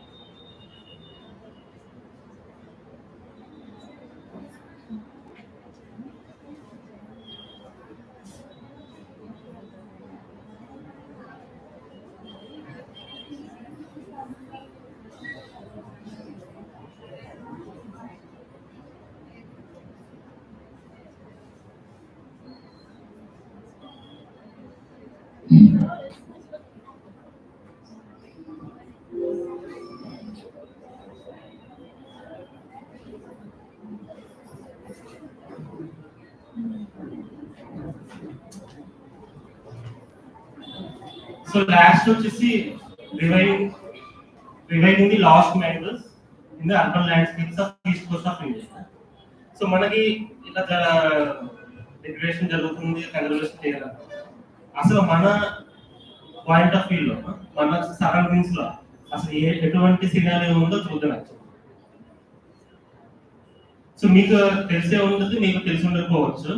2021 లో ఐపీసీసీ అని international inter governmental panel climate change, so అది ఒక రిపోర్ట్ అనేది రిలీజ్ చేసింది. ఏమని రానున్న 50 years లో 100 years లో మన major coastal cities like Visakhapatnam కానీ, చెన్నై కానీ, ముంబై కానీ, కోల్కతా కానీ, సో ఇవన్నీ కూడా సీ లెవెల్ రైజ్ అవ్వడం వల్ల మునిగిపోయే ఛాన్స్ ఉన్నాయి ఏంటి. సో అది నిజమో అబద్ధమో అది తెలీదు. బట్ వాళ్ళు ఏంటంటే ప్రిడిక్షన్ చేసి నాసా ఇప్పుడు ఏదైతే సీ లెవెల్ రైజ్ అవుతుందో, సో నాసా ప్రొడక్షన్స్ చేశారు. సో అందులో ఈ స్టాటిస్టిక్స్ అనేది మనకు వచ్చింది. అరౌండ్ 50 years లో 100 years లో ఈ సిటీస్ అన్ని మునిగిపోవచ్చు. సో ఇటువంటి ఫినామినా ని స్టాప్ చేయాలంటే ఒక మ్యాంగ్రోవ్స్ వల్ల మాత్రమే స్టాప్ చేయగలం. సో మ్యాంగ్రోవ్స్ లేకపోతే ఫినామినా అనేది కిందలాగా ఉంటుంది, మ్యాంగ్రోవ్స్ ఉంటే ఫినామినా అనేది పైలాగా ఉంటుంది. పై పిక్చర్. సో ఇది ఏమవుతుంది, ఒక బ్యారిగేట్ లాగా, ఒక వారియర్ లాగా స్టాప్ చేయగలుగుతాం. ఏదైతే రైజింగ్ సీ వాటర్ ఉందో సో దాన్ని స్టాప్ చేయాలి. ఓకే, సో ఒక ఎగ్జాంపుల్ తీసుకున్నాను. అసలు ఆ ఫినామినా అనేది నిజంగా రైట్ అవుతుందా, రైట్ అవుతా అనేది. సో మన దగ్గర ఉన్న సరౌండింగ్స్ లో కొరింగా అనేది మా బిగ్గెస్ట్ మ్యాంగ్రో ప్యాచ్ అనమాట. మీరు చూడండి 1937 లో బిఫోర్ ఇండస్ట్రియలైజేషన్ మీరు చూడండి మ్యాంగ్రో ప్యాచ్ అనేది ఓన్లీ గ్రీన్ కలర్ లో మాత్రమే ఉందన్నమాట. సో ఆఫ్టర్ ఇండస్ట్రియలైజేషన్ వచ్చేసి మనకి మ్యాంగ్రో ప్యాచ్ అనేది దొరుకుతుంది. అర్బన్ ఏరియా అనేది ఎక్కువైపోతుంది. సో ఆటోమేటిక్ ఏమవుతుంది, మన మ్యాంగ్రో కవర్ అనేది తక్కువైపోతుంది. అటువైపు చూడండి 1965 లో మనకి సి అనేది ఇక్కడ దాకా ఉంది. బట్ 2019 లో సి అనేది ఆల్రెడీ వచ్చేసింది, ఎక్కడైనా మన టెరెస్ట్రియల్ రీజియన్కి వచ్చేసింది. సో ఇటువంటి ఇప్పుడు ఏమవుతుంది, మనకి సిఏ ఏరియా ఇంక్రీజ్ అయ్యింది, మ్యాంగ్రో ఏరియా డిక్రీజ్ అయిపోతుంది. అలానే టెరెస్ట్రియల్ ల్యాండ్ కూడా డిక్రీజ్ అయిపోతుంది. ఇది నాకు తెలిసి ఒక 50 years స్పాన్ లో మనకి ఏరియా అనేది కూడా పోయింది ఆల్రెడీ. సో బేస్డ్ ఆన్ ఈ ప్రొడక్షన్స్ బేస్ చేసుకోగలిగితే ఈ ఐపీసీసీ రిపోర్ట్ లో ఏదైతే ఇచ్చారో 2021 రిపోర్ట్ లో నెక్స్ట్ 50 years 100 years లో మన సిటీస్ అన్ని మునిగిపోతే అది మేబీ ట్రూ అయి ఉండొచ్చు. అవునా కదా? సో అది ట్రూ అవుతుంది. సో దాని గురించి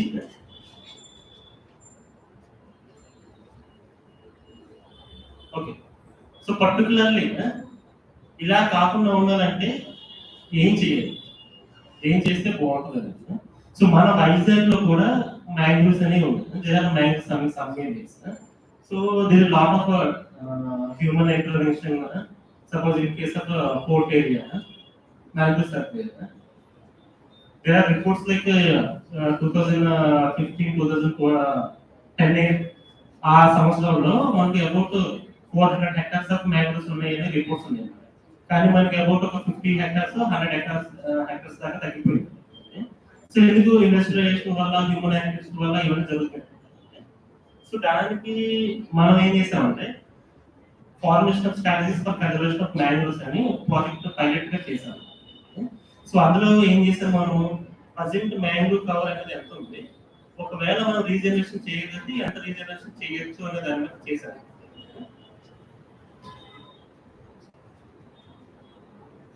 సో ఇదంతా కూడా మన Vizag coast, about 118 kilometers Vizag coast అన్నమాట. Starting from Bheemili to Pentakota. ఏంటి మనకి చాలా రివర్స్ ఉన్నాయి, శారదా రివర్ అని, గోస్తాని రివర్ అని, తాండవ రివర్ అని, మేఘాద్రి గడ్డ అని. సో ఈ రివర్స్ అన్ని ఏరియాస్ కూడా మనకి మేజర్ ఏరియాస్ లో మ్యాంగ్రోవ్స్ ఆల్రెడీ ఎగ్జిస్టింగ్ ఉన్నాయి. కానీ ఈ ఏరియాస్ అన్ని ఏవి కూడా మనకి ఫారెస్ట్ ల్యాండ్స్ లో లేవు, ఆర్ డిమార్కెటెడ్ ల్యాండ్స్ లో లేవు అన్నమాట. సో అది ఒక మేజర్ రీజన్ వై మన వైజాగ్ లో మ్యాంగ్రోవ్స్ అంత డ్రాస్టిక్ గా తగ్గిపోవడానికి గల కారణం. ఓకే, సో మేమేం చేసాము, ఫస్ట్ అసలు ఎంత ఏరియా ఉంది, ఎంత కవర్ ఉంది, అసలు ఏ స్పీషీస్ ఉన్నాయి, ఆ స్పీషీస్ ఉంటే ఎంత రిలేటివ్ అపార్ట్మెంట్స్ లో ఉన్నాయని చేశారు. సో దాంతో పాటు మనం కొత్త ఏరియాస్, ఈ ఆల్రెడీ ఏరియాస్ లో పొల్యూషన్ ఉందా, నేచురల్ రీజనరేషన్ జరుగుతుందా లేదా, సో దాని గురించి తెలుసుకోవడానికి water quality, sediment quality parameters కూడా చేశాము. సో అది కాకుండా కొత్త ఏరియాస్ లో మనం ప్లాంటేషన్ చేయాలి, దానికి కవర్ అనేది పెంచాలి అనుకున్నాం. సో వేరే ఏరియాస్ ఏదైతే అవైలబుల్ గా ఉన్నాయో, సో వాటి సూటబిలిటీ అనేది కూడా మనం టెస్ట్ చేసాం. సో అలా చేసినప్పుడు మనకు వాటర్ క్వాలిటీ అనేది డిఫరెంట్ ఏరియాస్ లో ఏ ఏరియాలో కూడా మనకి పొల్యూషన్ అనేది అంతలా లేదు. సపోజ్ మనం డీజిల్ ఆక్సిజన్ తీసుకున్నాం అనుకో, ఆ డీజిల్ ఆక్సిజన్ కూడా మనకి 6 mg అలా ఉన్నాం. సో మనం ఒకటే డిసడ్వాంటేజ్ ఏంటంటే మన కోస్ట్ అంతా కూడా శాండ్ డామినేటెడ్ కోస్ట్, శాండ్ అనేది ఎక్కువ డామినేట్ లో ఉంది. సో ప్రజెంట్ మనం చూసుకుంటే కనుక వైజాగ్ లో 15 స్పీషీస్ మాత్రమే మనకు ఉన్నాయి. సో అందులో 9 ట్రూ మ్యాంగ్రోవ్స్, రిమైనింగ్ 6 అనేది అసోసియేటెడ్ మ్యాంగ్రోవ్స్. ఈ ట్రూ మ్యాంగ్రోవ్స్ మనకి కోస్టల్ రీజన్ ఎక్కువ ఎక్కడైతే ఎడక్వేట్ గా సాలినిటీ అనేది ఉంటుందో అక్కడ పెరగాలి.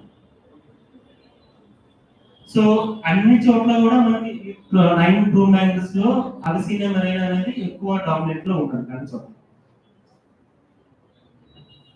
So mangrove richness, so natural regeneration చూసుకుంటే సీడ్లింగ్ నుంచి శాప్లింగ్ ఎలా జరుగుతుంది. సో ఎందుకు మనం ఏదైనా యాక్టివిటీ కన్జర్వేషన్ చేయాలనుకుంటాం కదా, అసలు అది న్యాచురల్ గా జరుగుతుందా లేదా అని తెలుసుకోవాలి. సో మనం చూసినప్పుడు ఈ సీడ్లింగ్ నుంచి శాప్లింగ్ రేషియో అనేది చాలా తక్కువ ఉంది. సీడ్లింగ్స్ మనకు 25 ఉంటే శాప్లింగ్ వచ్చినప్పుడు ఓన్లీ ఒకటే వస్తుంది. సో మనకు ఆటోమేటిక్ తెలుస్తుంది అంటే నేచురల్ రీజనరేషన్ అనేది తక్కువ ఉన్నది. ఓకే, సో అటువంటి చోట అప్పుడు మాత్రమే మనం ఏదైనా మన ఎఫెక్ట్ చేయాలి. సో ఇంకోటి ఏంటిది, ఆల్రెడీ ఉన్న మ్యాంగ్రోవ్స్ కూడా మనం కాపాడుకోవాలి. సో దానికోసం ఏం చేసి ఈకో టూరిజం స్టడీ అనేది ఒకటి చేశాను. ఎందుకు, మన వైజాగ్ అనేది ఆల్రెడీ టూరిజం చాలా డెవలప్ ఏరియా. సో మనం ఆల్రెడీ ఉన్న ఏరియాస్ ని పోగొట్టుకోకుండా దాని ఎకలాజికల్ ఇంపార్టెన్స్ వాడుకుంటా దాని ఎకనామిక్ గా మనం ఉపయోగపడితే సో ఆటోమేటిక్ అది ఫ్యూచర్ జనరేషన్ ఉపయోగపడుతుంది. సో మనం ఏం చేస్తాం, 4 ఏరియాస్ సెలెక్ట్ చేసుకొని అది ecotourism point of view లో ఉపయోగపడుతుందా లేదా అనేది చూసాను.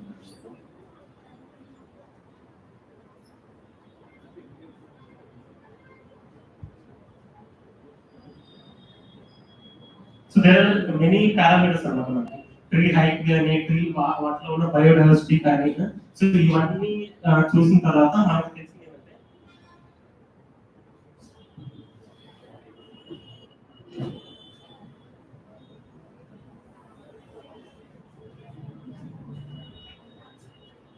సో మనం ఇవన్నీ చేసిన తర్వాత మనకు తెలిసింది ఏంటంటే అవుట్ ఆఫ్ 4 సైట్స్ మనం ఏదైతే సెలెక్ట్ చేసామో అందులో 3 సైట్స్ కూడా మనకి ఈకో టూరిజం గా మనం వాడుకోవచ్చు. సో 3 సైట్స్ కూడా మనం ఈకో టూరిజం గా వాడుకోవచ్చు అంటే తెలిసి పొటెన్షియల్ అన్నమాట మనకి. సో అలానే కాకుండా మనము వేరే ఏరియాస్ న్యూ రీజియన్స్ లో మనం టెస్ట్ చేసి చూసామన్నమాట, ప్లాంటేషన్ చేసి అసలు ఈ ప్లాంటేషన్ అనేది సక్సెస్ అవుతుందా, సక్సెస్ కావట్లేదా, ఒకవేళ అయితే ఎటువంటి స్పీషీస్ పెంచాలి అనేది. సో మేము అలా చేసినప్పుడు మేము అప్పికొండ అని మనకి భీమిలి గోస్తాని రివర్ దగ్గర అలానే ఇంకొన్ని ఏరియాస్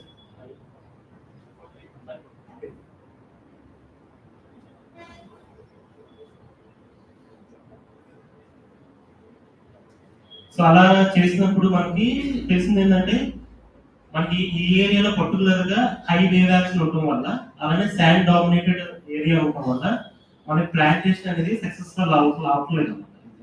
అబౌట్ కొన్ని చోట్ల 20% సర్వైబిలిటీ, కొన్ని చోట్ల అయితే 0% సర్వైబిలిటీ మనకు తెలిసింది. సో మనం ఈ కండిషన్స్ ఉన్నప్పుడు మనం ఒక ఆల్టర్నేటివ్ గా ఒక మెథడ్ అనేది చేసాం, అదే ఎన్కేస్మెంట్ మెథడ్. థీసిస్ మెథడ్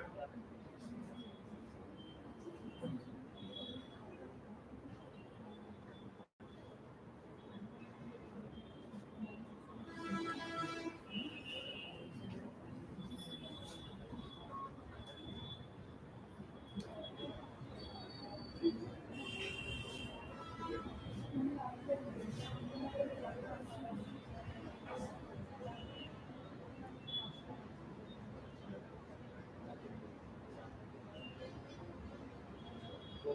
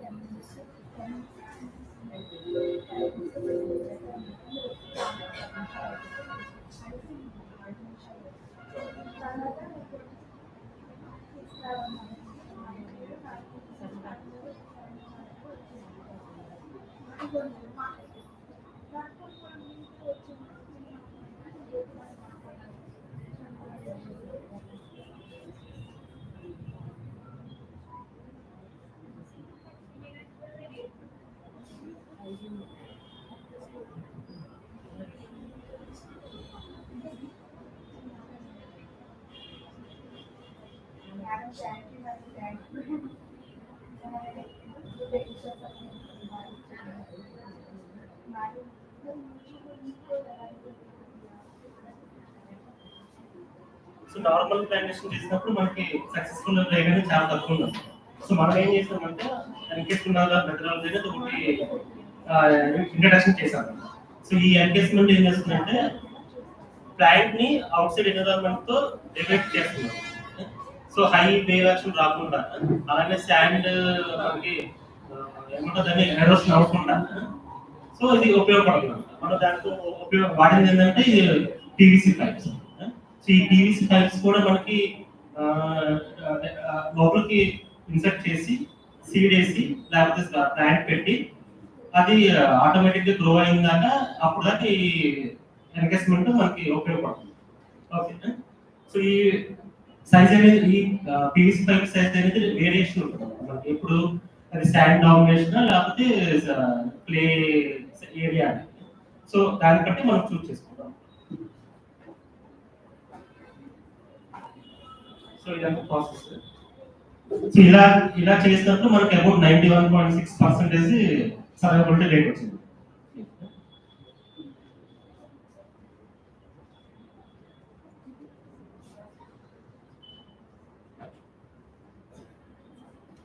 ఇదే కాకుండా మనం వేరే చోట్ల కూడా చేస్తామంటే రివైవింగ్ ఈవెన్ సూళ్ళూరుపేట, శ్రీకాకుళం మళ్ళీ వేరే వేరే ఏరియాస్ లో కూడా చేస్తాము.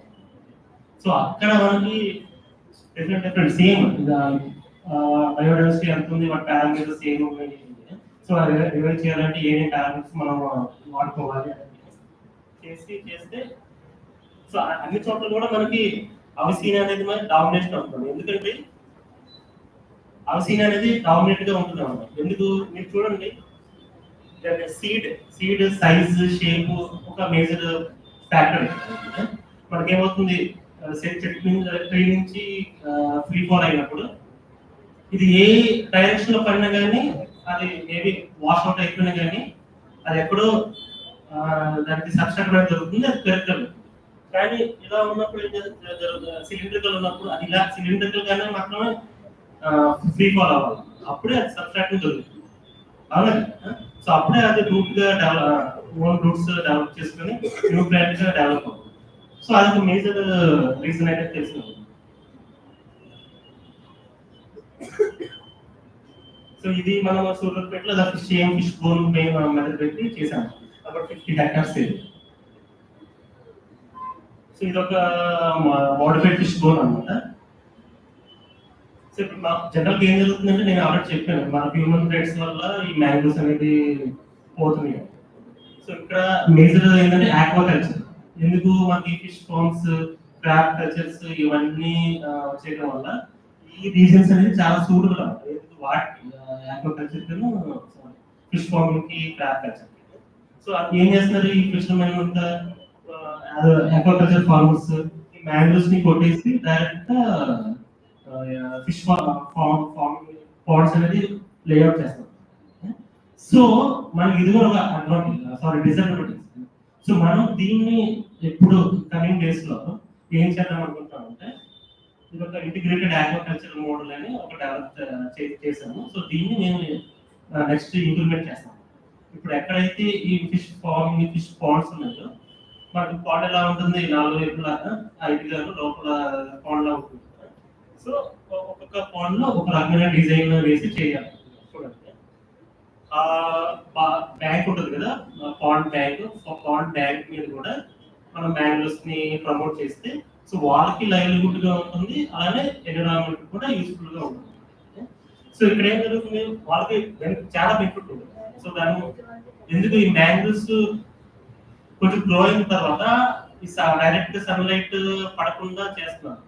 సో దానికి సెలనిటీ పాండ్ వాటర్ లో సెలనిటీ చేంజెస్ అనేవి డ్రాస్టిక్ గా జరగకుండా ఉంటుంది. అలానే ఇవి మ్యాంగ్రోవ్స్ ఉంటే ఆటోమేటిక్ న్యూట్రియంట్ అవైలబిలిటీ కూడా ఎక్కువ ఉంటుంది. ఏంటి ఏదైతే మనం ప్లాంట్స్ ఆర్గానిజమ్స్ మనం పాండ్ లో గ్రో చేస్తాం, ఫిష్ కానీ లేదా ప్రాన్స్ క్రాబ్స్ కానీ, సో అవి ఆటోమేటిక్ గా వాటి ఈల్డ్ అనేది కూడా ఎక్కువ ఉంటుంది. సో మనం ఇది చేయగలిగితే కొంచెం వరకు ఇప్పుడున్న ఏదైతే మనం కన్జర్వేషన్ చేద్దాం అనుకున్నా అది కొంచెం సక్సెస్ఫుల్ అయిపోతుంది. సో ఇంకోటి ఏంటంటే మనం జనరల్ గా మనకి ఏం చేస్తారు, ఫిషర్మెన్ ఫిషింగ్ వెళ్తారు, వాళ్ళ సోర్స్ ఆఫ్ ఇన్కమ్ చేసుకుంటారు.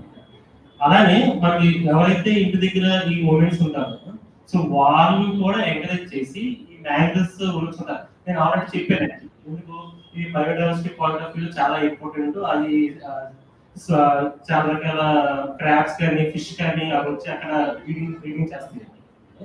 సో ఇక్కడ మనం ఈ క్రాబ్ కల్చర్ వితౌట్ డిస్టర్బింగ్ ఏమంటుందని ఈకో మ్యాంగ్రోవ్స్ ఈ ఫిషర్మెన్ ఉపయోగించుకొని సెల్ఫ్ హెల్ప్ గ్రూప్స్ గా ఫార్మ్ చేసి వాళ్ళ చేత ఇన్కమ్ ఆటోమేటిక్ గా జనరేట్ చేయగలిగితే సో అది వాళ్ళకి ఉపయోగపడుతుంది. సో వాళ్ళు ఈ మ్యాంగ్రోవ్స్ ని డ్యామేజ్ చేయగలకుండా ఉంటారనేది ఒక కాన్సెప్ట్. సో ఫ్యూచర్ లో ఇది కూడా ట్రైల్స్ లో ఉందన్నమాట. సో వీటిని కూడా నేను ఫర్దర్ గా డెవలప్ చేయాలని. సో మనం సో మేజర్ ఇష్యూస్ ఏంటంటే మనకి ప్లాంటేషన్ చేస్తారు, ప్లాంటేషన్ చేసిన తర్వాత కొన్ని రోజులు వదిలేస్తారు. సో పోస్ట్ ప్లాంటింగ్ మెయింటెనెన్స్ అనేది చాలా తక్కువ. సో మనం ఆ పోస్ట్ ప్లాంటేషన్ మెయింటెనెన్స్ అలానే ఎకనామిక్ ఇన్సెంటివ్స్ లైక్ మనం ఈ ఫిషర్మెన్ కి వాళ్ళ లైవ్లీహుడ్ డెవలప్ చేసుకోగలిగిన ఆ రోజు ఏదైతే మనం క్రియేట్ చేస్తామో అప్పుడు మనకి వాళ్ళు కూడా సహాయం చేస్తారు, హెల్ప్ చేస్తారు. సో అలా కాకుండా నువ్వు వదిలేసి వెళ్ళిపో అంటే వాళ్ళ ఎవరు అందరూ కూడా ఇప్పుడు ఇన్కమ్ కోసమే కదా ట్రై చేస్తారు. Okay, so with this note I will stop here. I think whatever purpose of this program, I think it is fulfilled, I think. So I again thank all the staff members of government degree college, women degree college for giving opportunity. Thank you.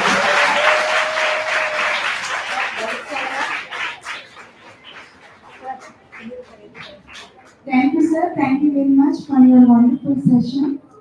And any student, if you want any clarifications or you want to ask any questions, you can interact with sir. Anyone? Come on. Good afternoon, sir. Myself Visakha. Sir, does mangroves play any role in filtering microplastics or heavy metals which are coming from the coastal water? So it is that no they cannot.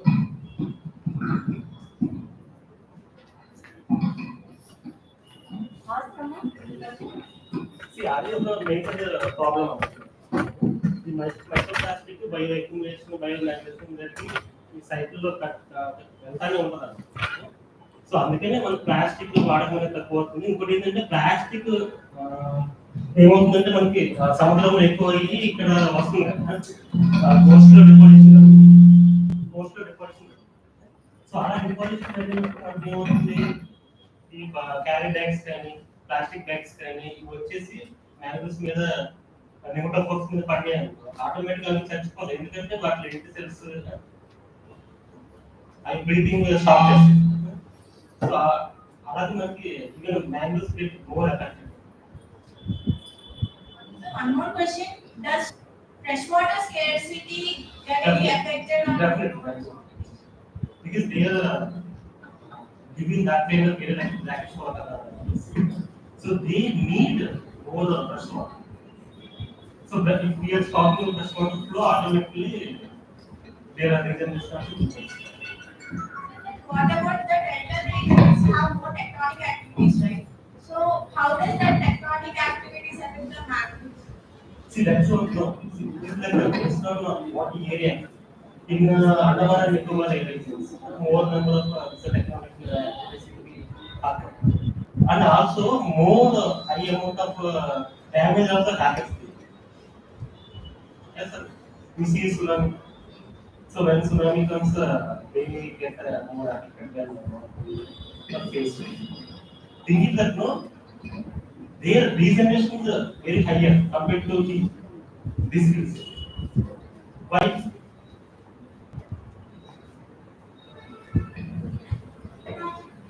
Because they are more far away from the main. So human activities, human development is very less. This technical capacity affect actually. So, but thing is that no, capital maintenance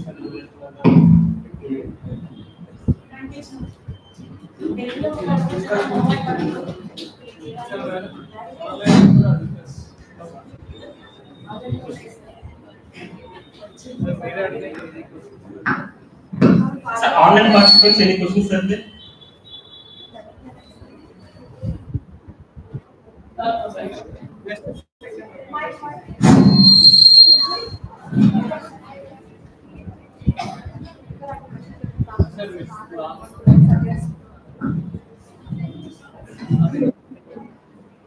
Yeah, ma'am, you can ask.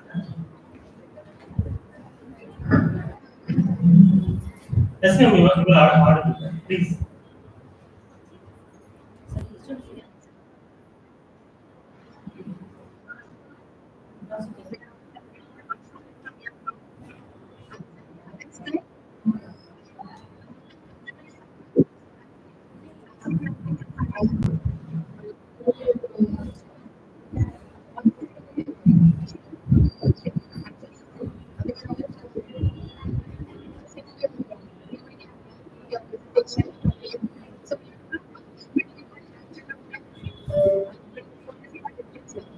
Thank you.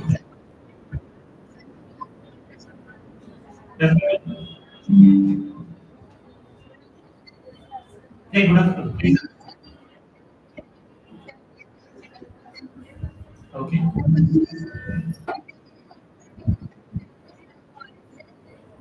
Is there any possibility?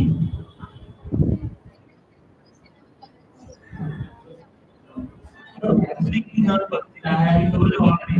Habitat is a very important one parameter.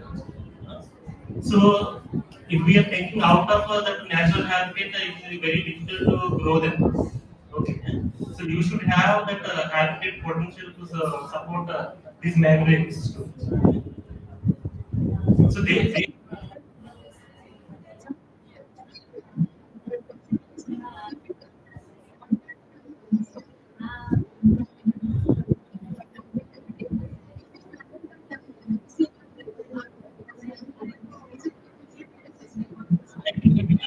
it will sustain madam actually. But thing is that no, you should continuously before going for a plantation. Suppose you are bringing a normal soil, also it will grow actually. But before going for plantation, you should treat Abyssinia rhizophora with a proper salinity saline water. Otherwise, it will die.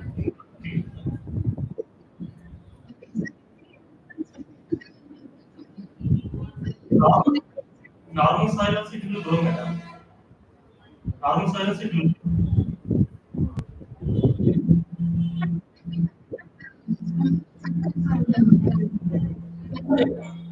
easily you can correct. You,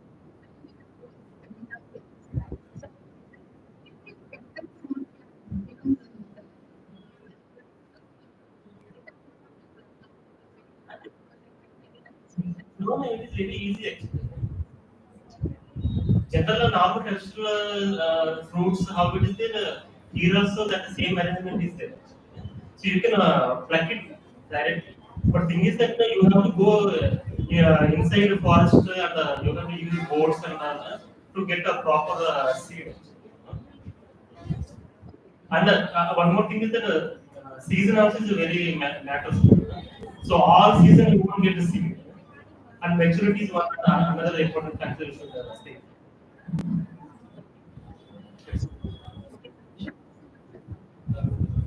Thank you. Any other questions? Online participants?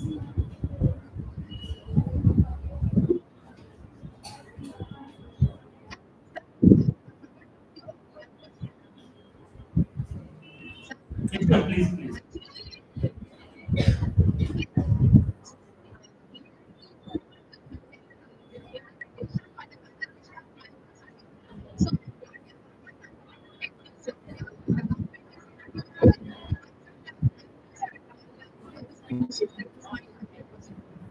See, AI is actually very new matter, so that is I don't want to comment on that actually.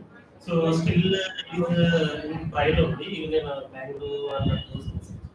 So, but government it has taken very good initiative in conservation point of view because they developed many even our state, Andhra Pradesh forest department, extensively worked on Bangalore conservation. Even in Koringa, you go see each and every place. Now actually there is no place left for new plantation of mangroves in Koringa region. So that was essentially they did. But thing is that now till now that whatever the fishbone method, what I have told you in my presentation, so that is only people are following. But new methods like different species combinations that actually needed for sustainability of increment of biodiversity. So that is lacking. So now research is going on those parameters. Thank you. Thank you, madam. Thank you for your interaction, madam.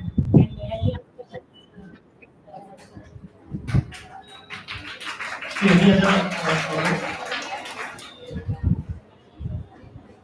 any other queries from participants? Yes, madam. చెప్పండి. Okay, ma'am.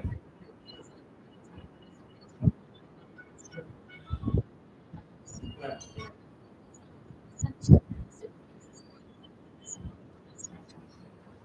What is that? See, that's not good. Actual thing is that no, one thing is that as I said that rising seawater, it also causes a problem to manage. So now research is going on how to withstand this rising sea level. Because different mangroves have different propagular length. So suppose Sonracia species, it have 30 centimeters propagule, but our sea may have only 10 centimeters propagule. If sea level rises drastically, this rhizopora will it will die automatically because of it cannot breathe. So now people are doing research on these activities. So how we can produce a more saline tolerant and this sea high water resistant plant tolerant species. So that is a major thing. Yes, ma'am. Here, yes, ma'am.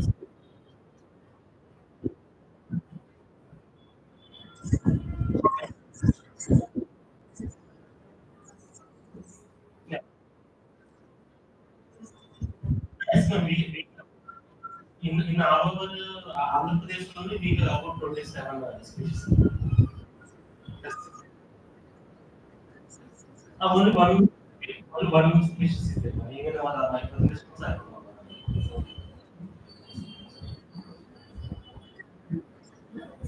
Thank you.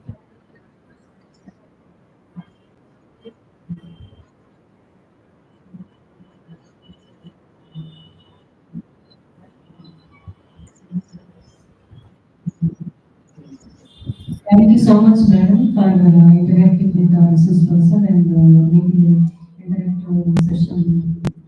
Thank you so much. Thank you, madam. Thank you.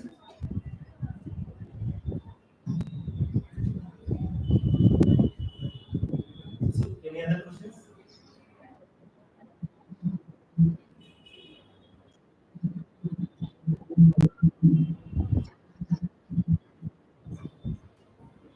Thank you, sir. Thank you so much.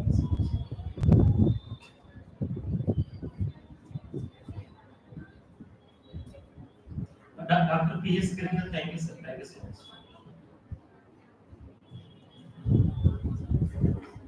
Dr. Nagas, also thank you so much.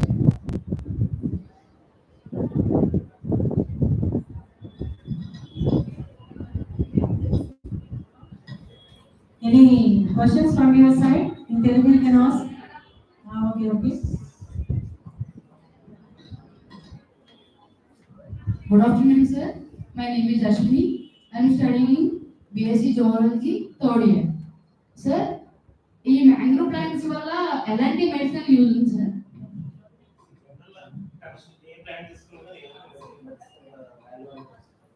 ఇందులో కూడా రావు కోసం చాలా medicinal values ఉన్నాయి. Anti cancers వాడచ్చు, anti microbial complex fungal insects వాడచ్చు. There are many things. Artificial. All the research అనేది జరిగింది. Actually, well established research. Even anti cancers artificial గా ఇప్పుడు గ్రో చేసినవి అలాగే రియల్ గా గ్రో చేసినవి అంటే రియల్ గా తీసుకొచ్చినవి ఆర్టిఫిషియల్ గా గ్రో చేసినవి ఈక్వల్ గా ఉంటాయి sir. Any actually equal to roti, but you should maintain a proper agricultural conditions.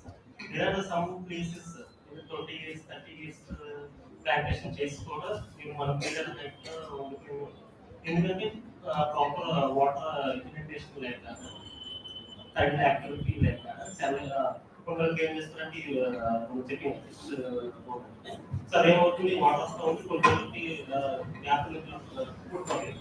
So అప్పుడు ఆటోమేటిక్గా growth will start. So that should be the continuous monitoring.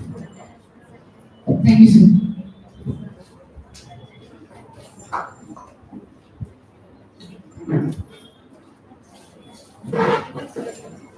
Good afternoon, sir. Myself is Neil. So, what are special features of mangrove plants to powders and So that's what I told you. They will secrete salt through roots and leaf also. And again, you gain silver crop roots so that they can withstand that aromatic action. These are major. The salt that is secreted by mangrove plant, is it having any significance? Is only salt, along with salt, any other substances are found? No, only salt. It will take water, so water salt is there. So only salt there is. All remaining is within.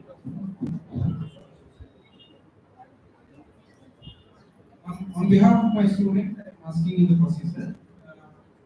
Have you mentioned about the disease management in this today in Mangroves? So we have the algorithms are crossing diseases in them, and have you observed the any difference between the species that are causing the disease in mangroves and normal plants?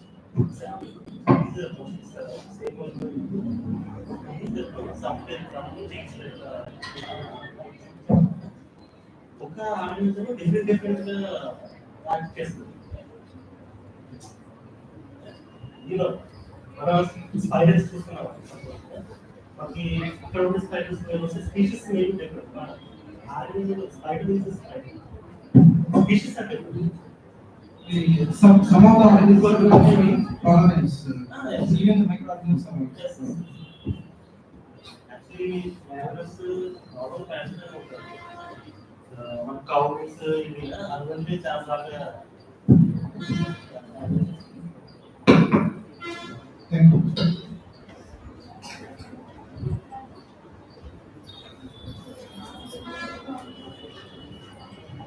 Sir, this is Nalivani. I have a question regarding you have told many kinds of nursery like which can do nursery, sir. And then you have shown fishbowl presentation and normal certificate. In which of those types will manage grow the best? So that's what I said. For Abyssinia, we should go for rising because it is grows away from the sea and it does not need more water. So if you grow that Abyssinia in rising rate method, it will not. Otherwise, in case of rising for it needs more water and water. So for that species, we should go for certain rate. Yes. So it's depend upon the species which you are choosing. So if we properly work all the process for from tools, observe it properly, are there any more chances that per month or per year we can grow the more twice? Now you told 40% of children even have lost some. Is there any possibility we can still grow because India should be front sir? So That's what I mentioned. Is all conservation point of view. There are damages. At the same time, people doing conservation. I would use the same percent of human activity also discovered. You see, there are the continuous activities to be there. This will happen when 1970s. So 1970s, this government of India, it established one of Mangrove cell. So that time it identified 8 to 9 areas. So the continuous what we can say that the efforts are being suppose so the one calling now they have developed protected them as a wildlife sanctuaries and national parks. But other thing is there is no protection. So when during that time 1970s only this is selected. So that increases have been preserved even now. So if these kind of things are there in other areas also, it can come out in very good. what is the rate of growth? Rate of growth is 100%. Isoprene is 100%. Does it grow fast or moderate? No, it is actually very slow growing plant. Very slow growing plant, but very hard stage. Growth rate is very high, more than 83, 84%. But thing is that once you plant, you get to establish that environment. It's 3 4 years to come to at least 1 year. In that period, normal plant it will go 5 6 feet, 5 6 meters.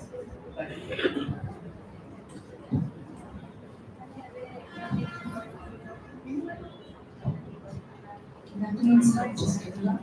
Sir, mangroves అనేవి నార్మల్గా multiple things into that nursery of experience also. See, I mean, 100 years, 200 years also normal. Nurseries. Nursery. Natural things planet proper conditions ఉంటే అవి 100 years plants కూడా చాలా 40 meters 50 meters height ఇది 200 meters diameter centimetres అంత పెద్ద plants కూడా అంటే ఈ రీజన్స్ యూనివర్స్ కానీ కొరింగా ఆ రీజన్స్ కలిసి మాట్లాడతారు అంతే.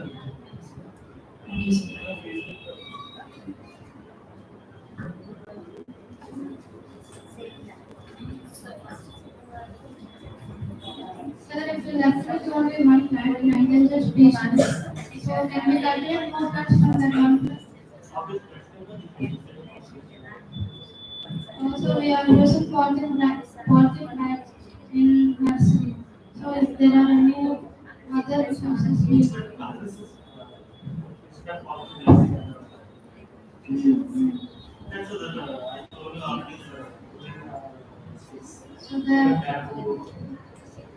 so the both are working equal related. But this is the self-life of that container will be less compared to splash. So continuously we have to change it. So during this process, time consuming and also money also. The same result. Where is from?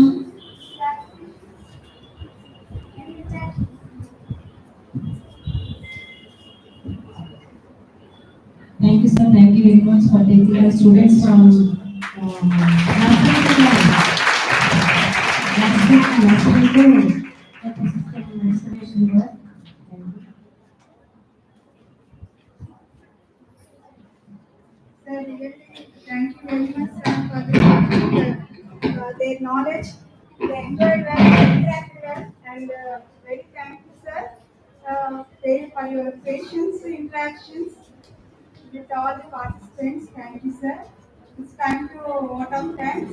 Anjali madam, please come.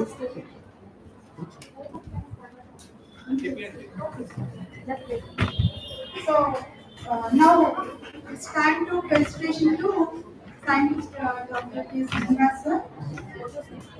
I invite all respected principal madam, HOD madam, and all the staff. Please come.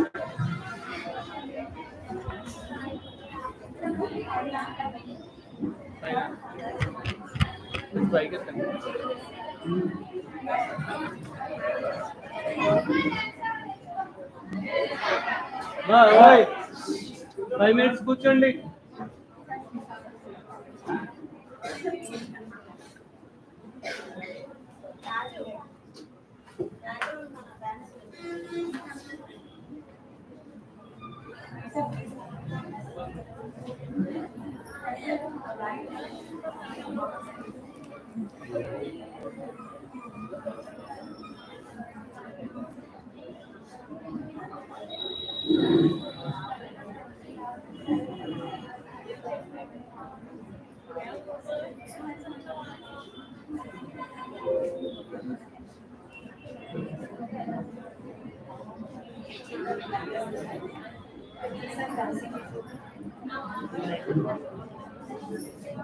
Among the plant that is kept before is Rhizopora. ఉప్పు పొన్న అంటారు తెలుగు ఉప్పు పొన్న.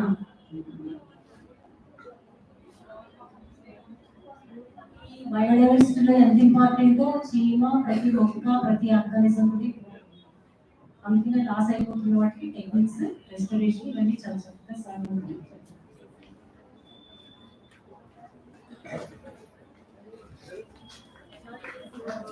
To honor our resource person sir, Srinivas garu, to create token of government Samman Memorandum and very shop.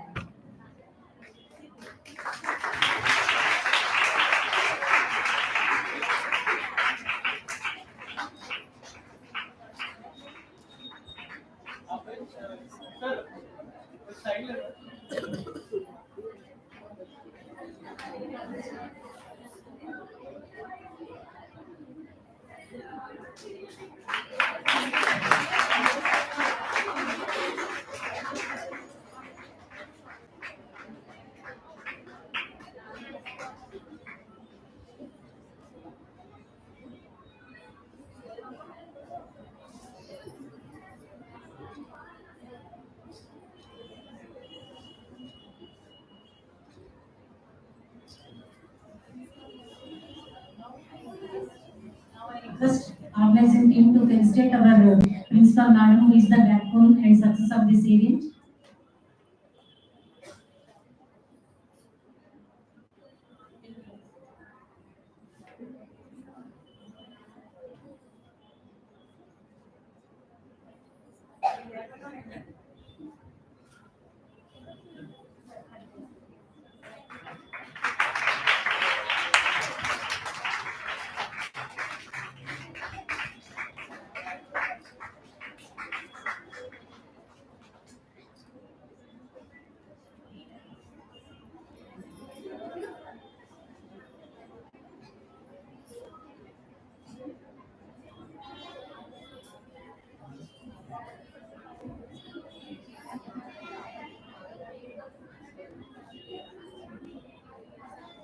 Now it's time to honor our HOD Viveka madam.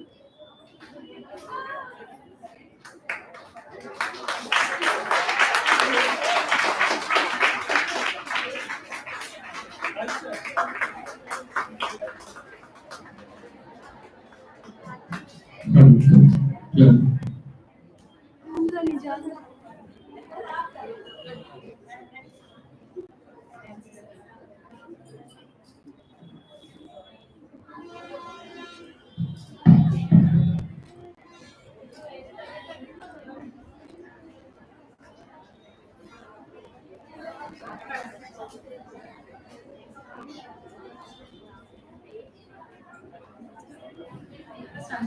Anjali madam will propose vote of thanks.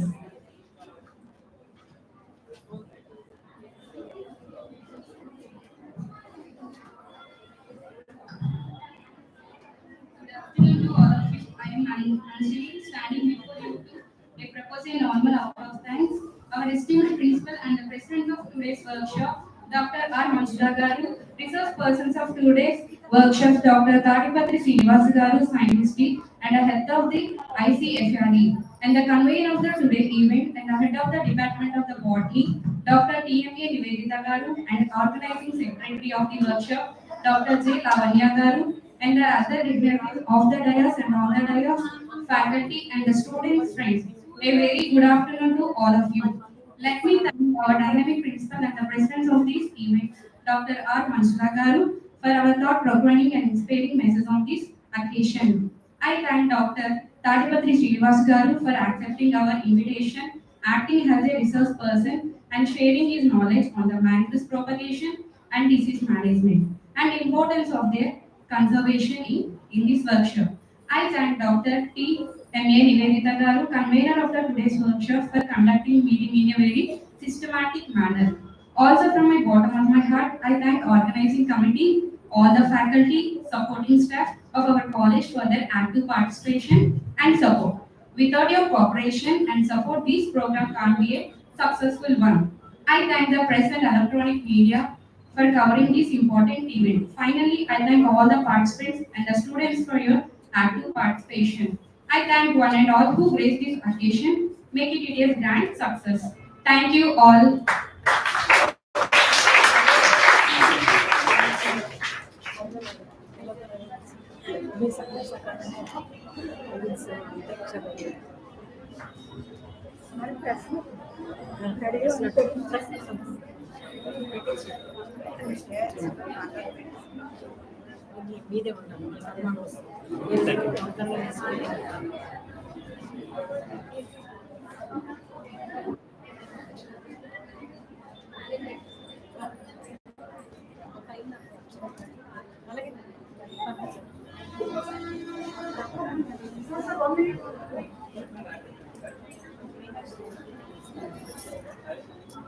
అమ్మ అది పట్టుకుని రావాలి సాగు దాంట్లో పెట్టేయాలి అంత ఇంకా దక్కి